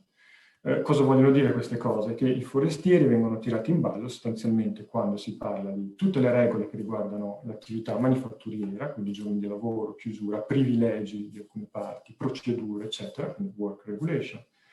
Quando si ha a che fare, diciamo, con le regole inerenti alla relazione che la corporazione veneziana intrattiene col mondo professionale che si trova al di fuori di Venezia, quindi esportazione, importazione di prodotti, di manodopera, logicamente. E questo riguarda sia i maestri veneziani, i maestri che entrano a Venezia, che i maestri veneziani che si stabiliscono fuori dalla capitale. E infine i forestieri vengono tirati in ballo spesso e volentieri quando si parla di apprendistato, semplicemente perché anche l'apprendistato è una delle vie di accesso all'arte. Vi faccio notare come i temi siano diversi fra loro, nel senso che ci sono dei temi più generali, come ad esempio work regulation, che necessitano quindi di altri temi, quindi diventano una specie di catena che servono per specificare in modo più chiaro qual è il loro contenuto. Ma non voglio dilungarmi troppo a tediarvi con i dati, vi mostro solamente l'ultima torta che riguarda le corporazioni che più si occupano, che più parlano di forestieri. Vi è una differenza importante, vi sono delle corporazioni che se ne occupano molto poco, ad esempio i Varoterio e i Passamaneri, ve ne sono altre, come ad esempio i Fioleri, che se ne occupano molto più spesso. Perché? Perché il tema è strettamente legato, come vedremo, alla natura professionale, alle specificità della professione svolta dalla corporazione. Ho deciso quindi di dedicare una parte di questa presentazione a un focus più specifico sulla corporazione che parla più spesso di forestieri, cioè i Fioleri o Verieri da Murano, sostanzialmente la corporazione che si occupa della produzione degli oggetti di vetro a Venezia. Si tratta di uno dei vanti della produzione veneziana, un'arte con la A maiuscola, potremmo dire, e è una matricola interessante perché contiene tutte le norme classiche relative al rapporto fra veneziani e forestieri, come ad esempio, li vedremo, i requisiti di accesso all'arte, i privilegi dei veneziani, serie di divieti, eccetera, ma contiene anche degli elementi, naturalmente, ed è qui che si trova poi la differenza con le altre corporazioni, degli elementi specifici relativi alla natura della professione stessa, che doveva essere, come ha anticipato Anna nel corso della sua presentazione, difesa verso l'esterno, un segreto che andava protetto, doveva restare a Venezia. Vi ricordo che le mariegole non sono semplicemente un insieme di norme, ma spesso si instaura una specie di dialogo fra da una parte la corporazione e dall'altra il potere pubblico nelle sue varie cariche, diciamo. Quindi la corporazione da un certo punto di vista viene a trovarsi un po' a metà strada, da una parte quindi gestisce, regola e difende il lavoro dei propri membri, e allo stesso tempo funge anche da canale di comunicazione privilegiato fra singoli lavoratori da un lato, ovviamente lavoratori accomunati del fatto di praticare la stessa professione, e Stato, e potere pubblico dall'altra parte. E lo vedremo molto bene in questa mariegola. La mariegola dei Verrieri è datata 9 ottobre 1441, ma ha un'estensione temporale che copre il periodo che va dalla metà del 200 fino al 1538, quindi in circa 300 anni. In totale si trovano 106 regole registrate all'interno di questa mariegola, 16 delle quali riguardano i forestieri. Quindi siamo, il conto è facile, siamo circa attorno al 15% del totale, che è molto più del 2% citato in precedenza. Nel grafico in basso possiamo osservare l'immagine in basso, la dislocazione temporale di queste norme. Vediamo c'è qualcosa inizio 300, sono le norme a cavallo del 400, e poi a partire dal 1481 entriamo in una fase di intenso dibattito che copre circa i 40 anni successivi, arriviamo fino al 1518. Ma andiamo a vedere più nello specifico di cosa si parla in questa mariegola. Sfogliandola, la prima norma che si trova inerente ai forestieri è quella che vedete in questa slide. Non è di per sé molto interessante, ritorna un'altra volta l'elemento già citato, la formula già citata da Anna Bellavitis in precedenza, quindi far over far vero, e sostanza si specifica, come possiamo vedere, i forestieri non possano far o far vetro all'interno di quello che veniva definito il distretto di Venezia, che è quel lembo, siamo nel 1397, quel lembo di terra che va da Grado, vediamo, fino alle vicinanze di Chioggia. Quindi da una parte abbiamo i forestieri che non hanno questo diritto, dall'altra abbiamo i veneziani che possono far vero in massa, come vediamo più in basso. Successivamente, continuando a sfogliare le pagine della mariegola, troviamo queste altre due regole che sono datate il 29 marzo 1306. Mi è suonato qualche campanello di allarme, come molti voi sapete, come molti voi sapranno, il lavoro dello storico è anche quello di dubitare delle fonti con cui lavora. Possiamo vedere che la mano è la stessa, l'ordine solitamente cronologico, suona strano che siano prima le regole del 1397 e poi del 1306, il dubbio è che sia sfuggita una C nella compilazione della mariegola, ma fino a prova contraria dobbiamo tenere la data indicata per buono, perché l'altra parte del lavoro dello storico sarebbe quella di andare a incrociare le fonti, cercare un'altra fonte per verificare qual è la verità. Teniamo la data 1306 per buona, non cambia molto nell'ambito di questa presentazione, ma comunque possiamo tenere presente che questo dubbio c'è. Iniziamo dalla regola che trovate sulla destra, una regola interessante perché è classica, possiamo dire che ritorna in molte altre mariegole, e vincola in sostanza il lavoro dei forestieri all'iscrizione all'interno dell'arte, all'iscrizione all'arte stessa. L'accesso quindi è subordinato all'iscrizione, l'iscrizione avviene tramite due elementi che ritornano anch'essi molto frequentemente, che sono da una parte il pagare, quindi per iscriversi all'arte bisognava pagare la cosiddetta benintrada, e dall'altra il giurare, quindi il giurare su Dio e sui santi, sulla Madonna, di aderire a un determinato regolamento di condotta, anche morale, e il giuramento è particolarmente importante in alcune professioni, lo è nel caso dei fioleri, lo è anche nel caso degli oresi, ad esempio.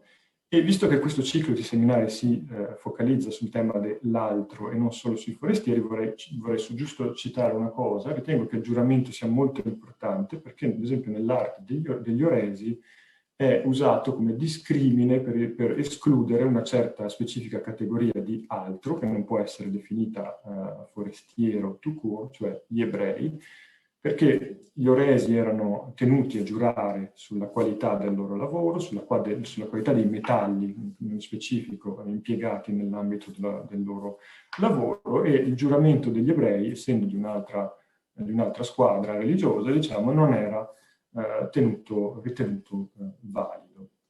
Quindi ecco, questi due elementi secondo me sono interessanti. Dall'altra parte vediamo un'altra regola che riguarda la possibilità di diventare paron de fornase, ovvero quello il gestore della fornace, il luogo nel quale il vetro veniva fuso per poi essere soffiato e lavorato.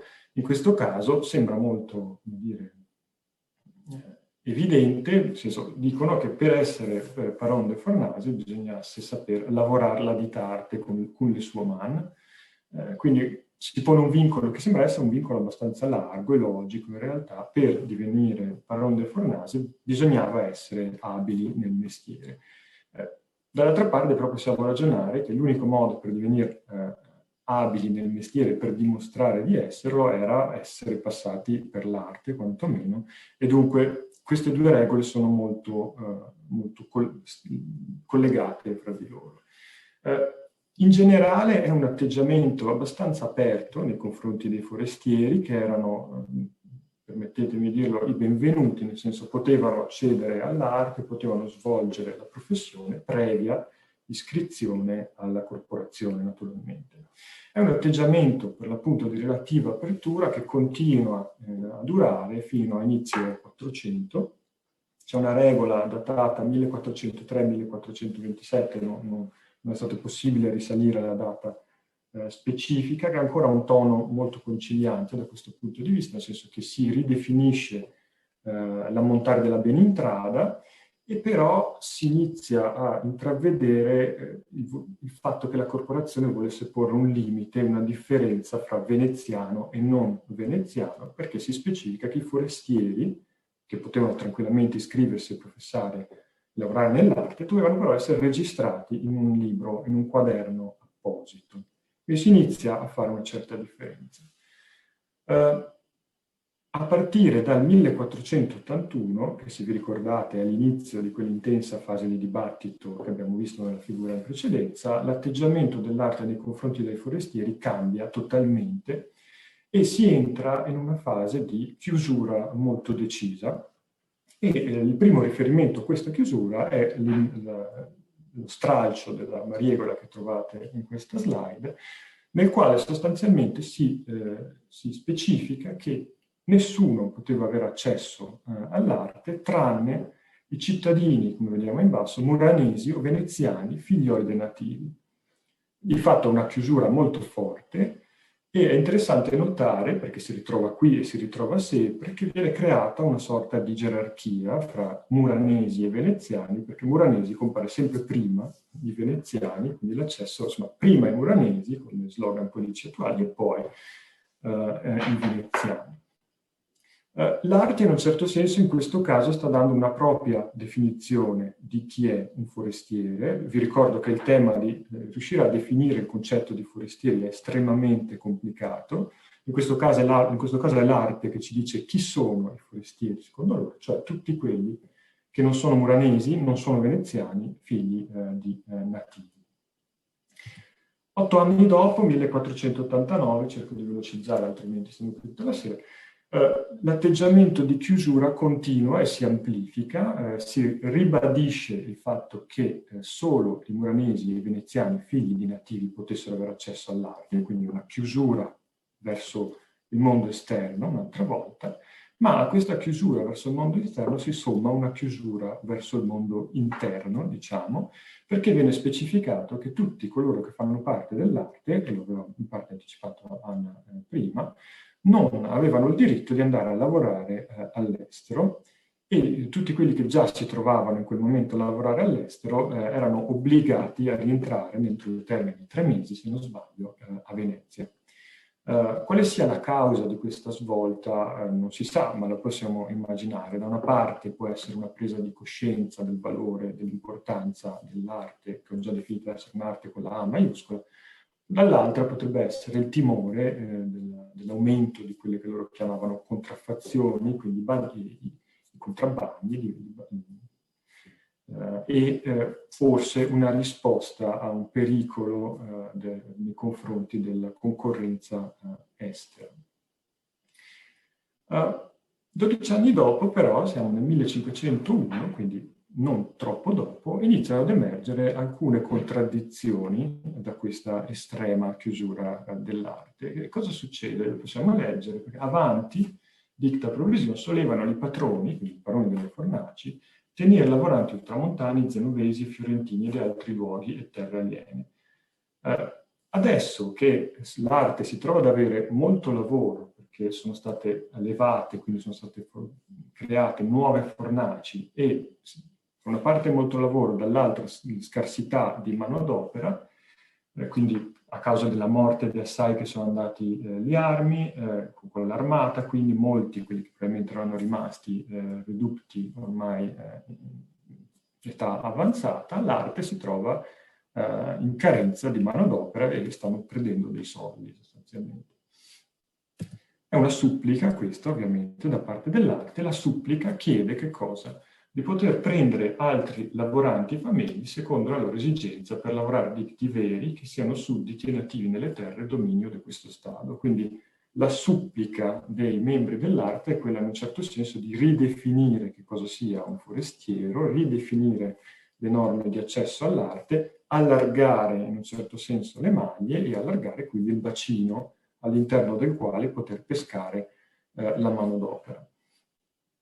Non sappiamo, non c'è la risposta a questa supplica, però l'anno successivo c'è questa terminazione, questa parte del Consiglio dei 10, quindi uno degli organi più importanti, amministrativi più importanti nella Repubblica di Venezia, che sostanzialmente ci dà un'immagine di quello che era il dato di fatto, insomma, la situazione nella pratica. Quello che è successo è che i patroni, i proprietari delle fornaci, avevano deciso di loro iniziativa e in assenza di manodopera avevano assunto un po' a chi pareva loro, tutti quelli che avevano trovato.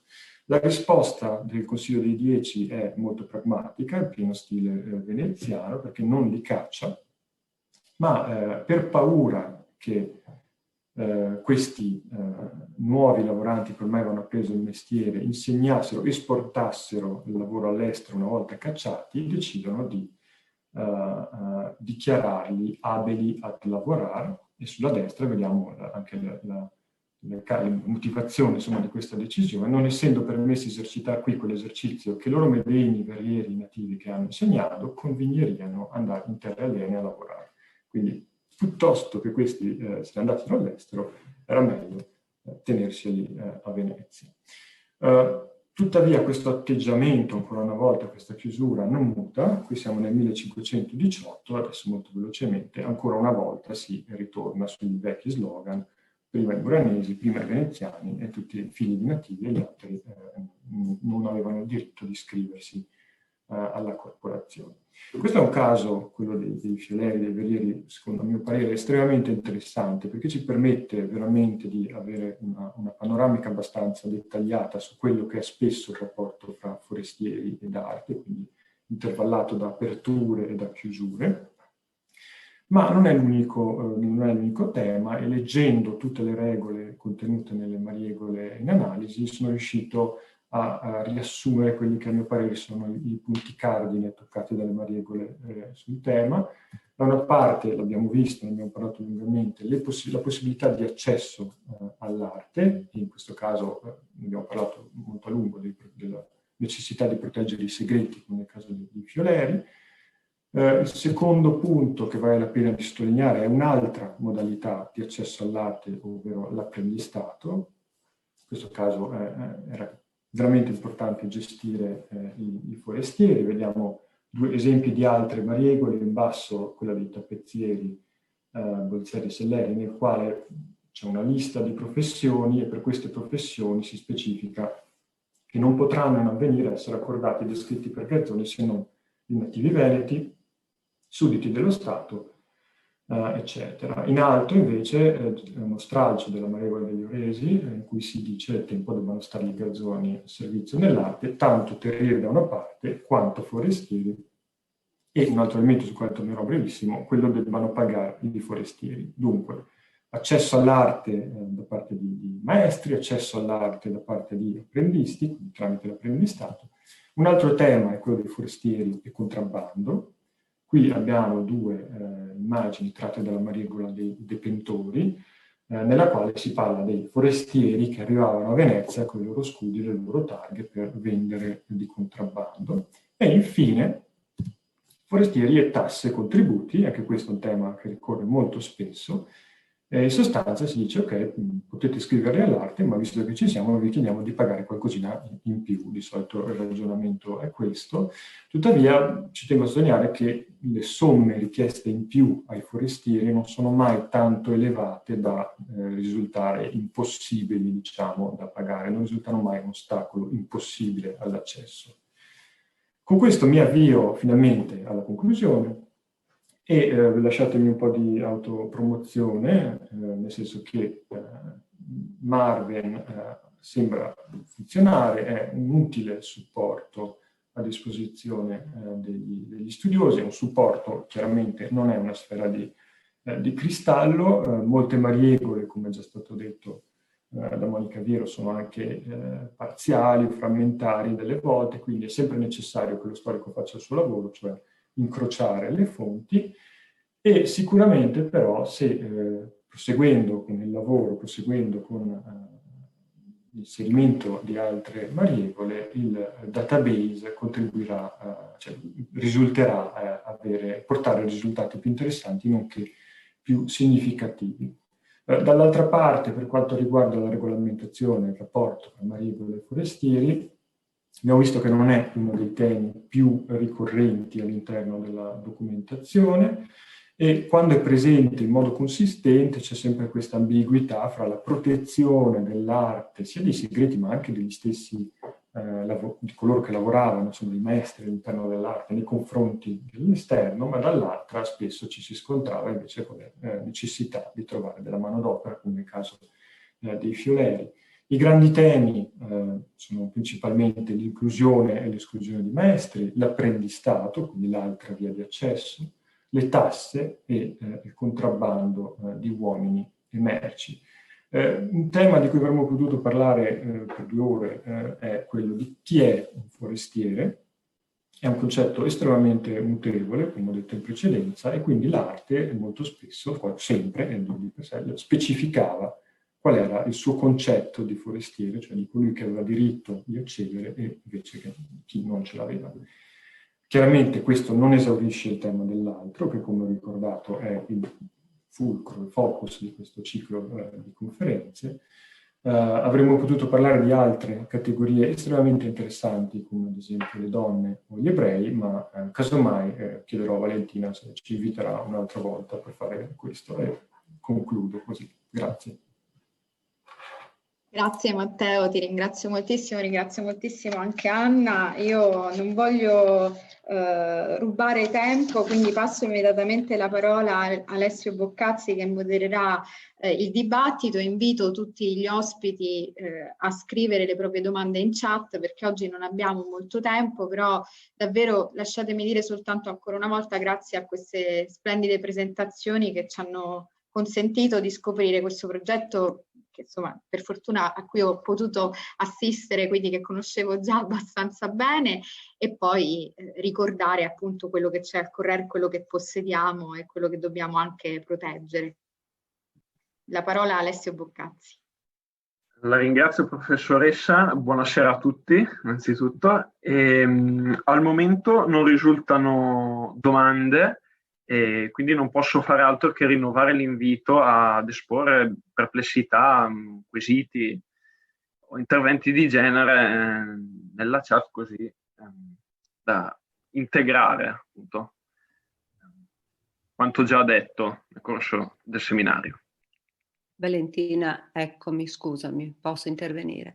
No, volevo ringraziare moltissimo Matteo di questo intervento, perché anche noi, pur avendo fornito i dati, pur avendo seguito naturalmente i lavori del progetto, io non avevo fino a questo momento avuto la percezione esatta di tutto quello che si sarebbe potuto fare avendo a disposizione questo tipo di analisi e questo tipo di dati. Mi viene solo in mente che quando noi abbiamo aderito a quel progetto con Oxford e poi abbiamo fatto la mostra al Correr, tra i molti curaboli esposti c'era esposta la Mariegola Scuola Grande di San Rocco, che raccoglie molti nomi di stampatori, di prototipografi, e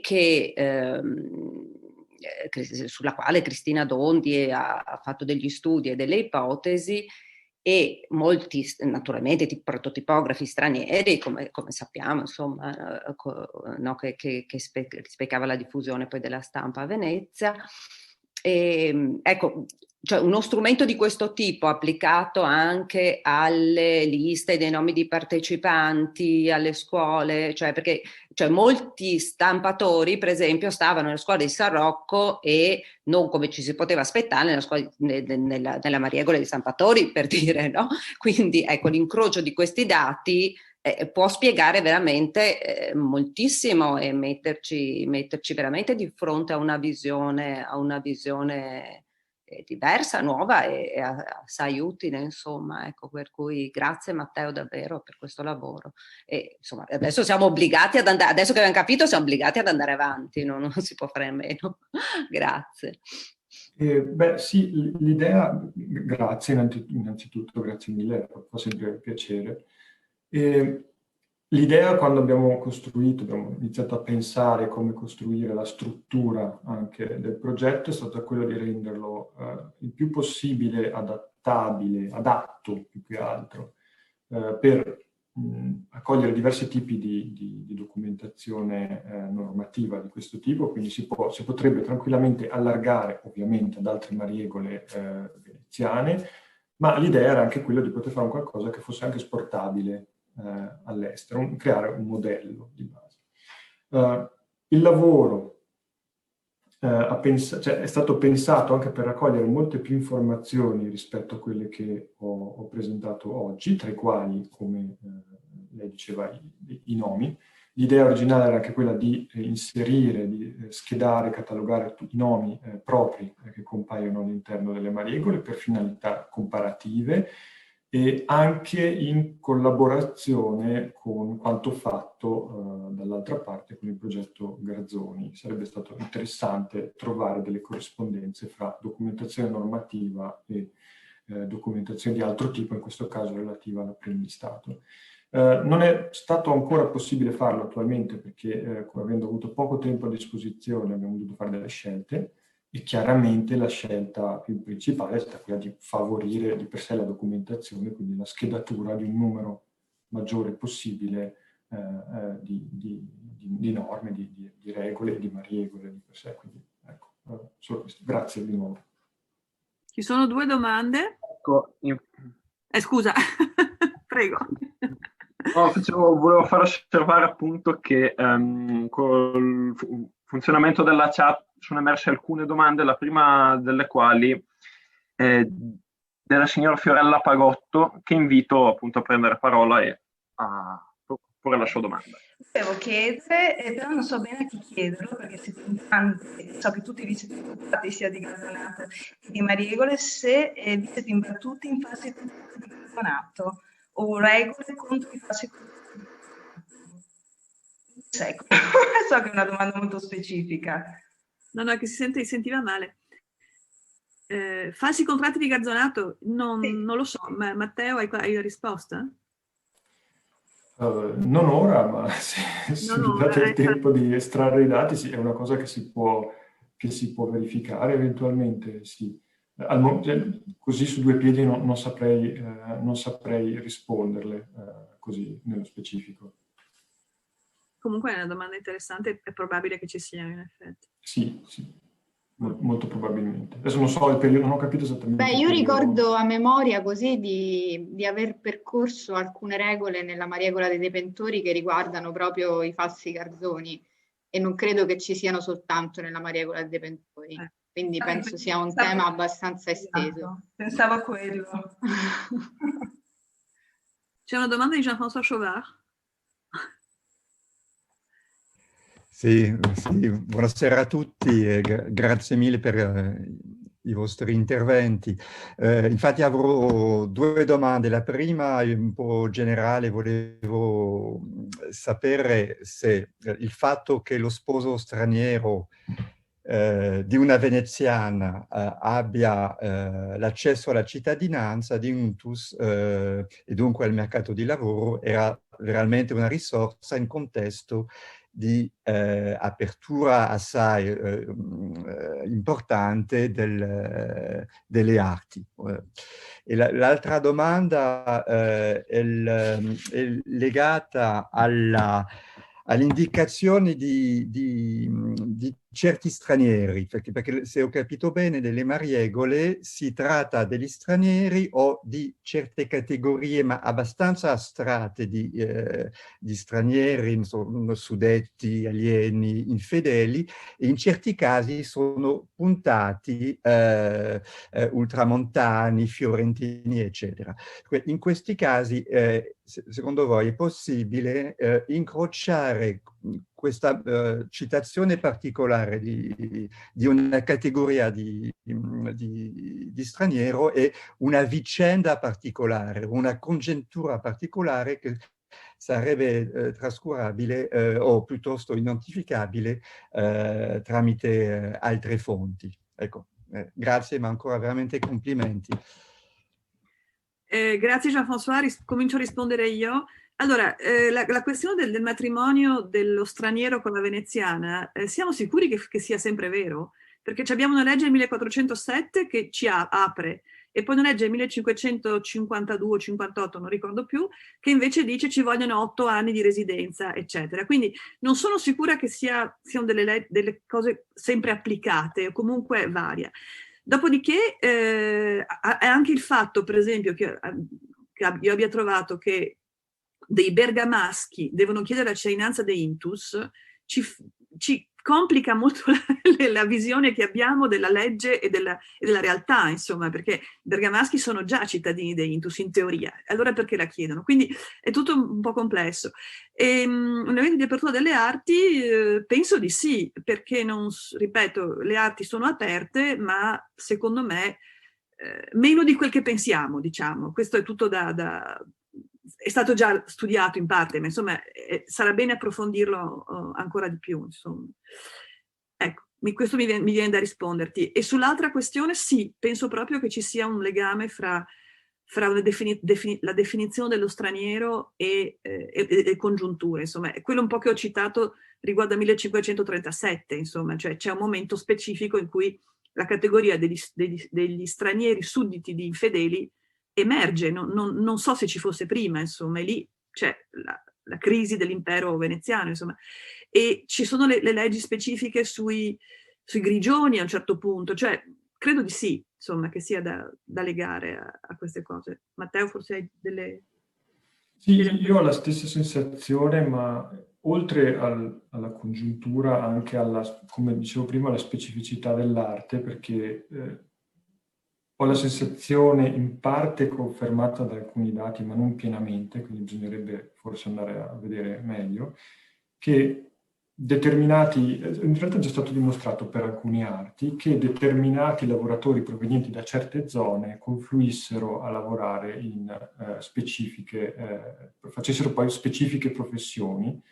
Mi viene in mente quello che ha scritto da Trivellato, sempre riguardo ai vetrai sui Furlani. Ma non solo, perché ad esempio mentre facevo la tesi di dottorato è emerso che ci sono un sacco di trentini che lavorano nelle osterie, ci sono un sacco di bergamaschi che sono un po' dappertutto. Quindi probabilmente ci sono anche delle norme e c'è una definizione anche di straniero in base a quelle che sono le necessità di protezione dell'arte, oltre alla congiuntura generale di cui parlava Anna in precedenza. Non so se ho risposto esattamente alla domanda, spero di sì. A questo punto, visto che Stefania Majon voleva intervenire, lascio la parola a lei, magari in topic anche. Sì, anch'io volevo fare i complimenti per questo straordinario lavoro. Se penso alla fatica che ho fatto per un problema di tintori, cioè del padre di Tintoretto, ho perso mesi a cercarmi le cittadinanze, eccetera, perché sono convinta che non fosse cittadino Tintoretto. E cercavo appunto quando la famiglia è arrivata, e questo lavoro sarebbe stato utilissimo. Mi chiedo se prima o poi si affronterà anche il problema degli artisti stranieri, sul comportamento del governo delle arti rispetto agli artisti che venivano da fuori, e sono numerosissimi. Qui Valentina che deve rispondere.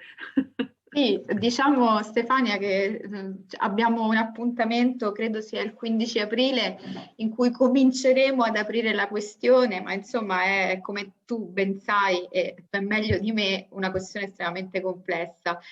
Proveremo ad arrivarci intanto sia dalle Mariegole per l'appunto e sia anche dai contratti di garzonato. Vediamo se riusciamo a disegnare una prospettiva un po' più convincente. Poi aspettiamo naturalmente con grande come dire, voglia di ascoltare i risultati o comunque quelli che saranno i risultati anche del progetto Processetti. Jean-François Chauvin è intervenuto proprio poco fa, che insomma anche questo ci fornirà moltissime informazioni. Ecco, mi fermo perché ho visto che ci sono tante domande, quindi... Sì.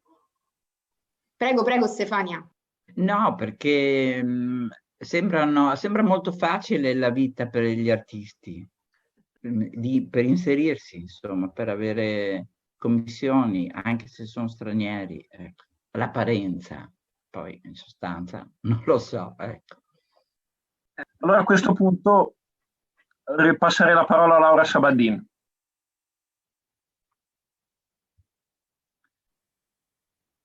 Mi sentite? Sì. Sì.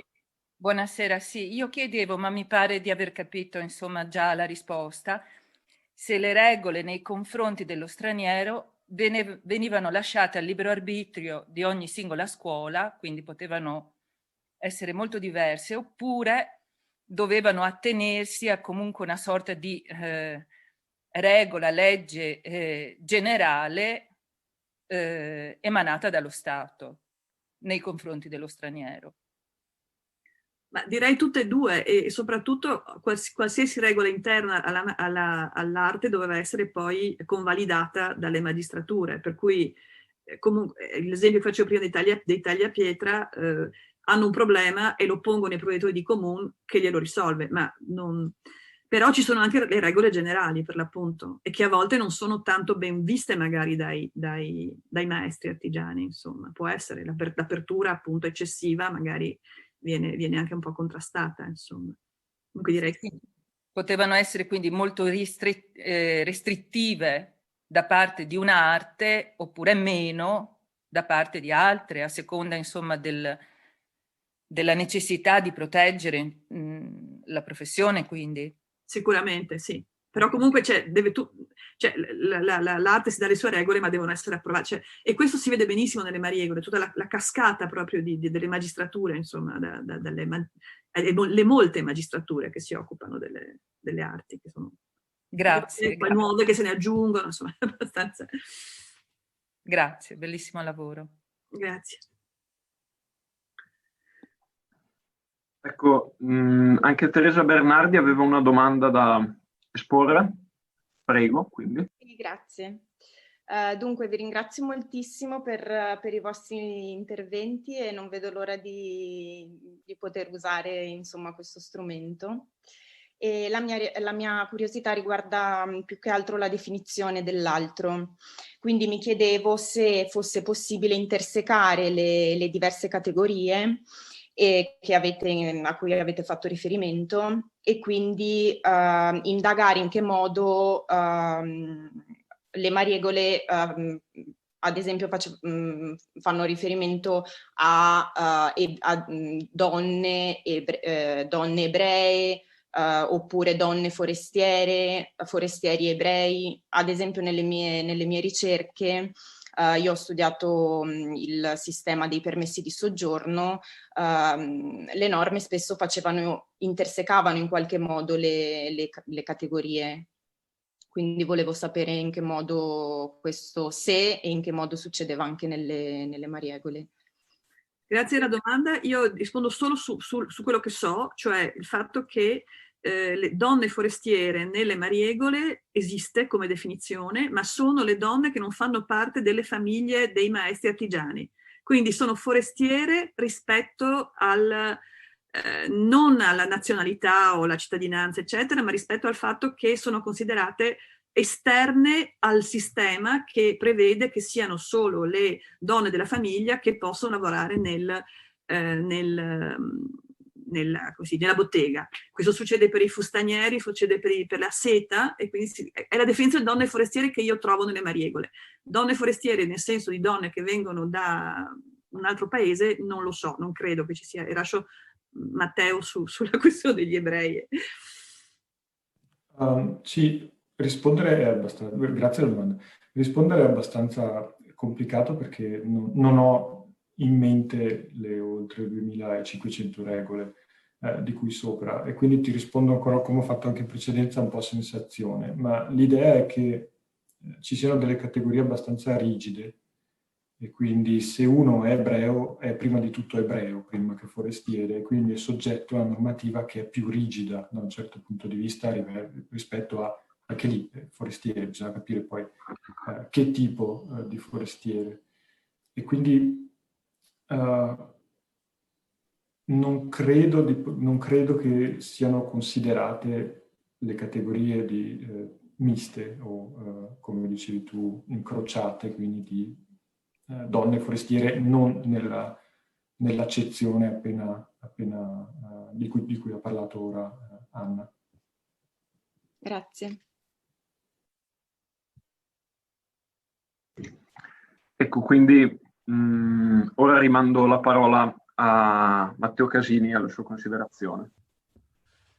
Sì, innanzitutto io devo esprimere il profondo ringraziamento di tutti noi che cerchiamo in qualche modo di continuare la ricerca in modo giornaliero a persone come Monica Viero e Gabriele Paglia, che combattono in prima linea del tentativo, insomma, di comunque mantenere alta la catalogazione, la ricerca archivistica in condizioni che mi sembrano in questo momento assolutamente proibitive, non solo per il Covid, ecco. E quindi un ringraziamento sentitissimo, così come un grande ringraziamento anche al progetto che avete presentato, che appunto anch'io seguo da tanti anni, molto interessanti. Speriamo che questo possa continuare. Adesso le condizioni in cui qui a Venezia si lavora sono eccessivamente, veramente molto difficili, come sappiamo. Se non ci fosse la Biblioteca Marciana non so veramente come dovremmo per forza tutti lavorare a casa, e anche in parte la Biblioteca Querini. Comunque tutto quello che avete detto è molto interessante. Io vorrei partire da un piccolo caso personale di cui mi sono cominciato ad occupare e che mi ha confermato la complessità dei vostri casi, insomma, dell'oscillare fra varie situazioni di apertura o meno nei confronti dei foresti, che è quello dei sartori. Mi sono avvicinato a poco per le mie ricerche in corso, e in questo caso, dalle prime documentazioni che sono riuscito miracolosamente a vedere in Archivio di Stato, non so se voi ve ne siete occupati dei sartori, ma mi sembra che ci sia una casistica più vicina alla parte un po' ostile ai foresti. Ci sono parecchie, da quanto ho visto, indicazioni di scontri con i foresti. C'è in particolare una minaccia relativa alle mode, no? Dei tedeschi che portano le nuove mode e che quindi, insomma, vengono visti chiaramente come un'aggressione invece alle mode tradizionali che vengono portate avanti dai sartori. E sono veramente diverse le indicazioni che casualmente emergono dalla documentazione sui sartori contro un po' ostili ai foresti. E in questo, tra l'altro, ho notato anche, questo è un altro argomento, una conflittualità interna alle stesse arti, che mi sembra anche un tema, anche questo qua, interessante in futuro da pensare. E questa diversificazione, questo appunto, come dire, anche un po' ostilità che io ho verificato nei confronti foresti, mi fa venire in mente degli argomenti con cui con Anna Bellavitis parliamo da molto tempo, cioè appunto quello della chiusura che è un tema che vediamo anche oggi nelle civiltà occidentali, quello della chiusura nei confronti dell'apertura.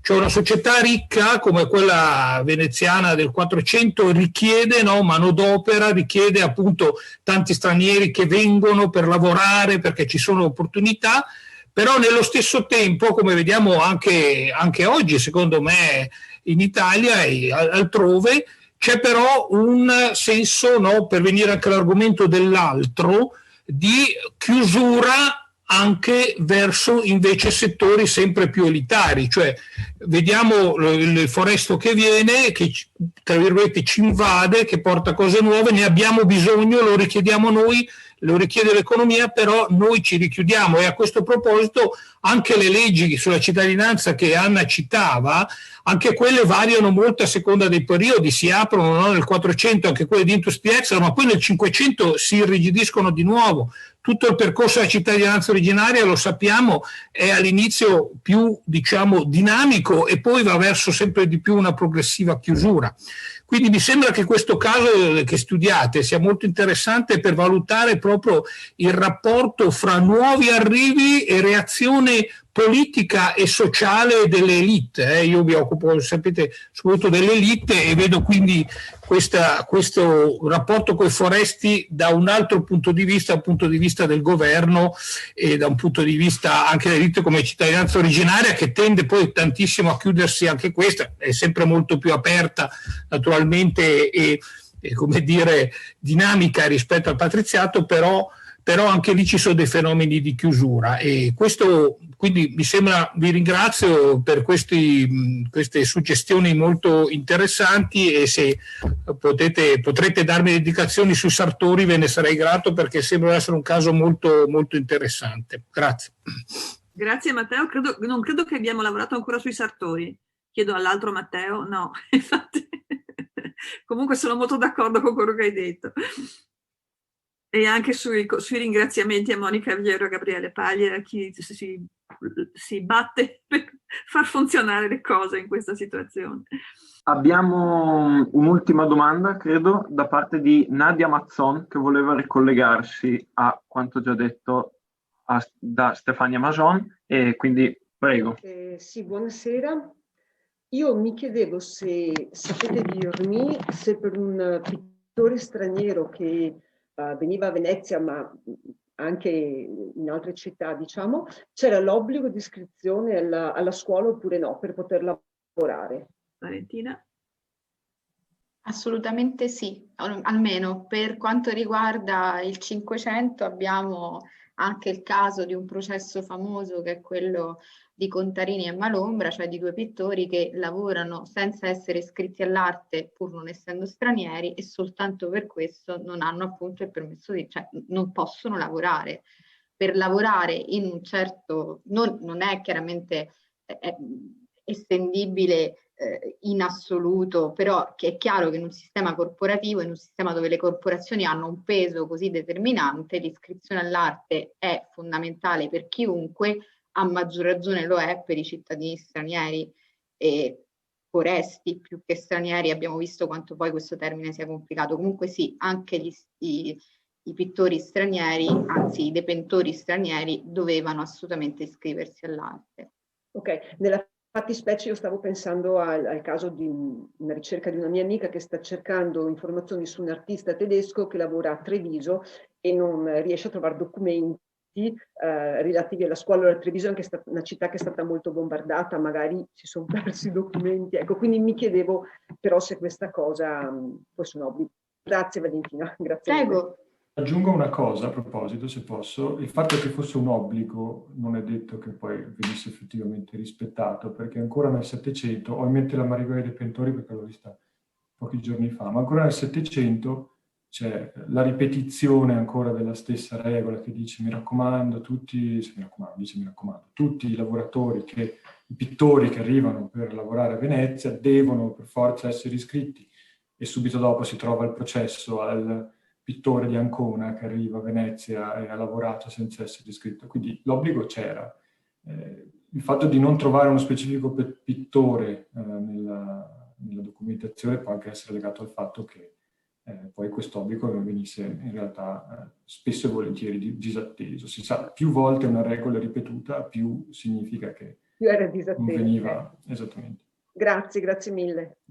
Sì, poi forse bisogna anche aggiungere nel caso dei pittori in particolare che naturalmente questa regola è anch'essa ha una funzione un po' da fisarmonica, nel senso che l'obbligo esiste, può essere in qualche modo invece non vincolante nel momento in cui il soggiorno è di breve durata, ma superato un certo tempo di soggiorno l'iscrizione è obbligatoria e questo tempo di soggiorno può variare a seconda appunto del periodo storico. Benissimo, grazie. Si è fatto avanti anche un membro del gruppo Rive e desidererebbe porre una domanda e quindi prego Fabio. Buonasera a tutti, anch'io ringrazio per gli interventi. Io avrei una curiosità, io non pertengo proprio all'ambito della storia dell'arte storico-artistico, quindi non vorrei magari fare figuracce, però la domanda la voglio fare comunque. Ecco. Mi chiedevo, vedendo prima, come espresso dal dottor Pompermayer, no, che all'interno delle Mariegole c'è poca attenzione, diciamo così, in termini un pochino vari, verso le tecniche che vengono utilizzate dalle arti e dai mestieri. Mi chiedevo se ci fosse effettivamente una sorta, diciamo così, di collegamento tra la considerazione che si ha dei foresti, dei forestieri e il fatto di non fare specifiche sulle tecniche, quasi come dire a voler creare un mondo a sé stante, no? Attraverso la determinazione di attività all'interno delle arti e dei mestieri che fossero più di trasmissione orale nella maniera di svolgere le attività, piuttosto che scritte, proprio per evitare o tenere, diciamo così, una sorta di segretezza all'interno delle arti e dei mestieri. Grazie. Grazie della domanda. Il concetto di segretezza nelle Mariegole e nelle arti, su questo non ti so rispondere. Di solito ogni regola doveva essere registrata sulla Mariegola e doveva essere prima di tutto poi approvata dalle autorità pubbliche.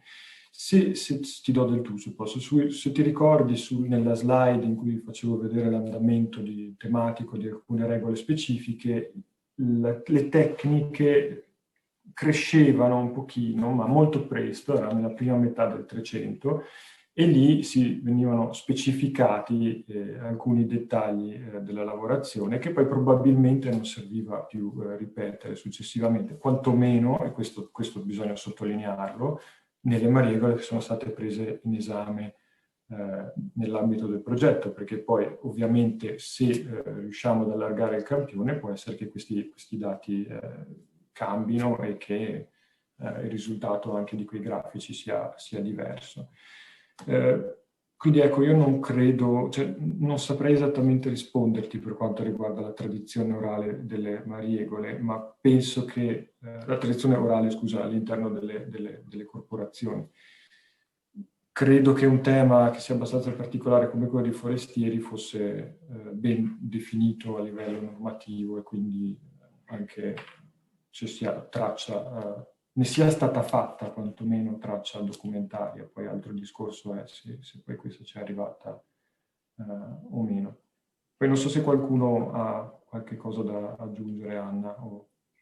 Ma sì, cioè nel senso che non so fare il legame fra regole sui forestieri e regole sulle regole tecniche, non saprei fare quel legame lì, però direi siamo tutti d'accordo, credo, sul fatto che c'è una certa reticenza a dare dettagli tecnici all'interno di dare pubblicamente dettagli tecnici, insomma, sono segreti, sono famosi segreti del mestiere, che mestiere, mistero, no? Cioè, questa la parola è un po' la stessa, e quindi anche quello che abbiamo studiato con Valentina, cioè l'apprendistato, abbiamo verificato che appunto nelle Mariegole molto spesso, molto raramente si spiega che cosa deve fare come capolavoro, si chiamava capolavoro, un apprendista per diventare maestro, quindi qual è la prova che deve affrontare.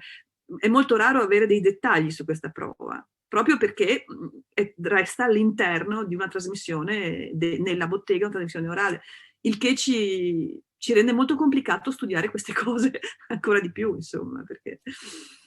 Hai ragione, difatti di solito le regole sulle tecniche sono quello che non si può fare piuttosto che quello che bisogna fare. Questa è una cosa importante.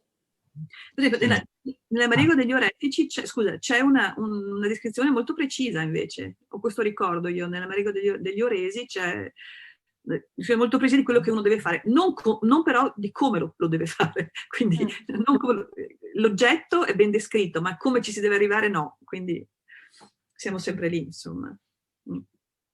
Grazie mille, gentilissimi. Ecco, un altro membro del gruppo Rive vorrebbe porre una domanda, e stavolta è Francesca Boso. Prego.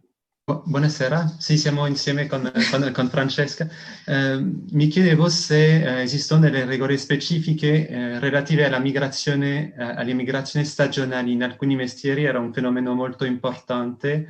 C'è un capitolo dell'ultimo libro di Richard Mackinney che ha messo in luce questo fenomeno nell'arte dei fabbri, e mi chiedevo se alcune regole specificano regole sull'afflusso verso Venezia di artigiani per periodi brevi talvolta. Grazie. Non lo so, Matteo, hai una risposta? Non nelle mariegole che abbiamo finora studiato nell'ambito di Marvin. Okay. Te lo posso dire abbastanza tranquillamente perché le ho lette tutte recentemente e non in queste. Poi in assoluto chiaramente se Mecchini ne parla sicuramente.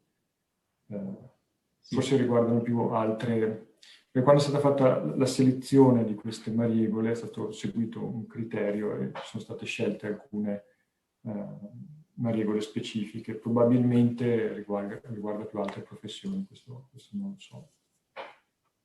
Sì, forse più i mestieri legati all'edilizia, i fabbri, i tagliapietra.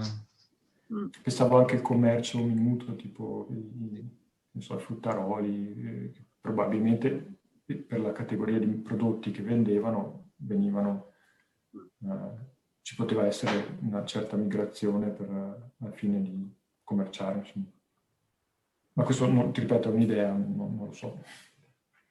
Adesso non so a livello di appunto normativa all'interno delle arti, ma di questo specifico tema si era occupato anche Claudio Lorenzini nel nostro convegno organizzato alla fine del progetto Garzoni, e faceva riferimento, cioè lo spostamento di massa lavoro, diciamo così, stagionale dal Friuli in particolare, dalla Carnia se non ricordo male, in determinate stagioni dell'anno. Però non ci ha dato alcun riferimento rispetto a una normativa, quindi non so neanche io rispondere bene. Grazie mille. Abbiamo una domanda anche da parte di Raffaella Zanus, invito ad esporci.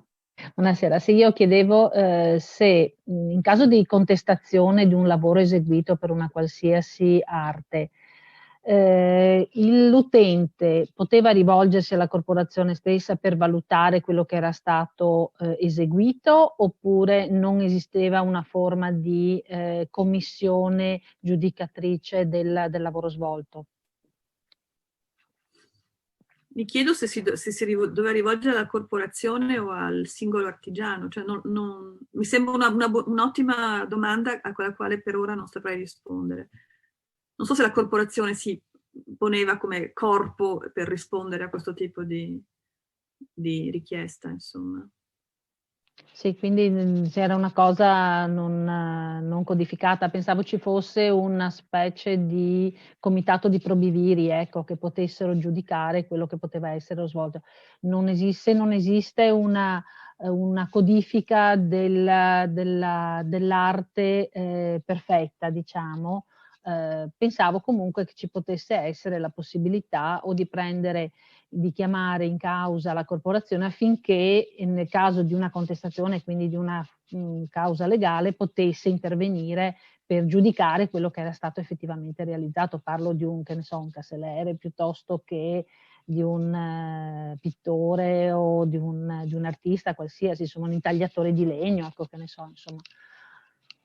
Processi delle arti ci sono, ma i tribunali ci sono, però non Non saprei, io adesso perlomeno, non so. Valentina forse hai qualche idea. No, a me viene in mente più che altro nel caso dei processi che sono sempre individuali, cioè del committente che appunto denuncia, tra virgolette, l'artigiano o l'artista a cui si è rivolto perché il lavoro non è stato eseguito a regola d'arte. Allora in quel caso si nominano dei periti di solito, che ovviamente dovranno essere riconosciuti professionalmente, ma che non rappresentano la corporazione.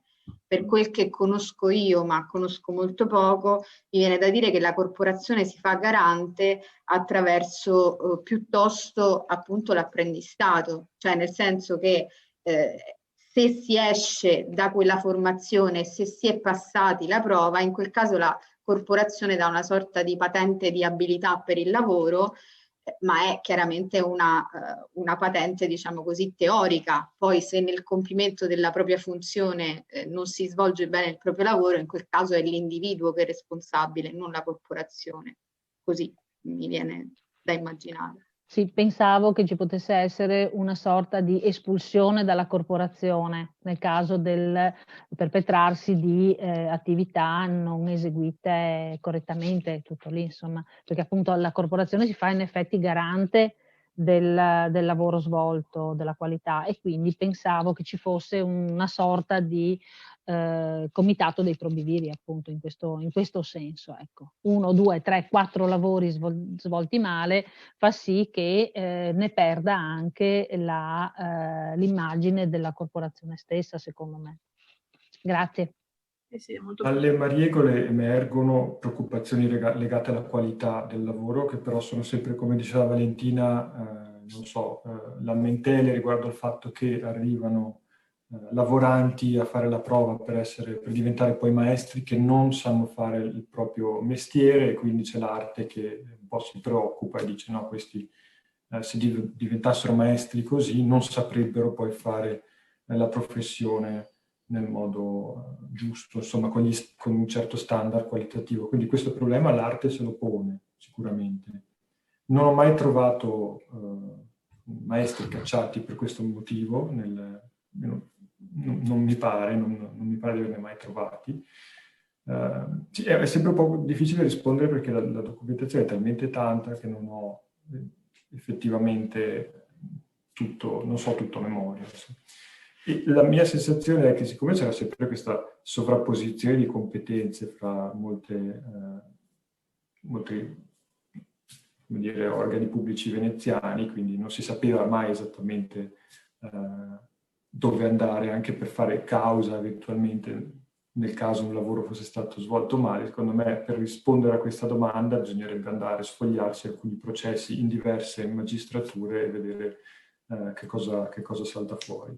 È più probabile che sia la magistratura stessa presso il quale il singolo si rivolge per lamentarsi che va a nominare dei membri dell'arte, ovviamente incaricati di giudicare effettivamente l'operato del maestro in questione. E io sono quasi certo di aver letto, nella mia breve carriera ancora, ma di aver letto un processo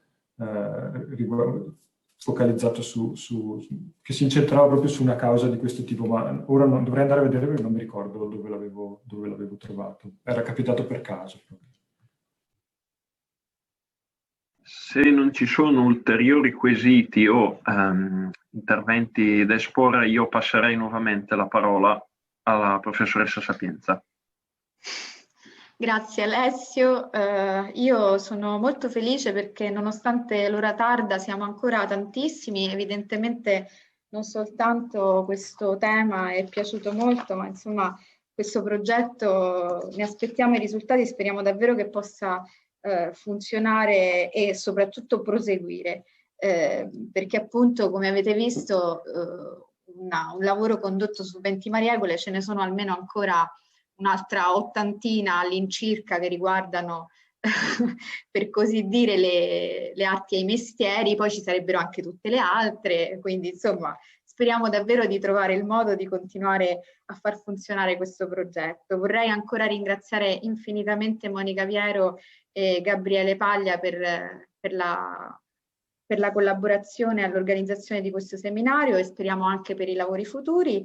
e naturalmente Anna Bellavitis e Matteo Pompermaier per questo strepitoso lavoro che hanno fatto e per le loro presentazioni molto ricche. E poi ringraziare anche molto tutto il pubblico di Rive che ci segue fedelmente, e vi do appuntamento al prossimo seminario che, come vi ricordo, si terrà il 28 gennaio. Gianmario Guidarelli che ci parlerà di alcune novità importanti su San Giorgio Maggiore. Grazie ancora a tutti e buona serata.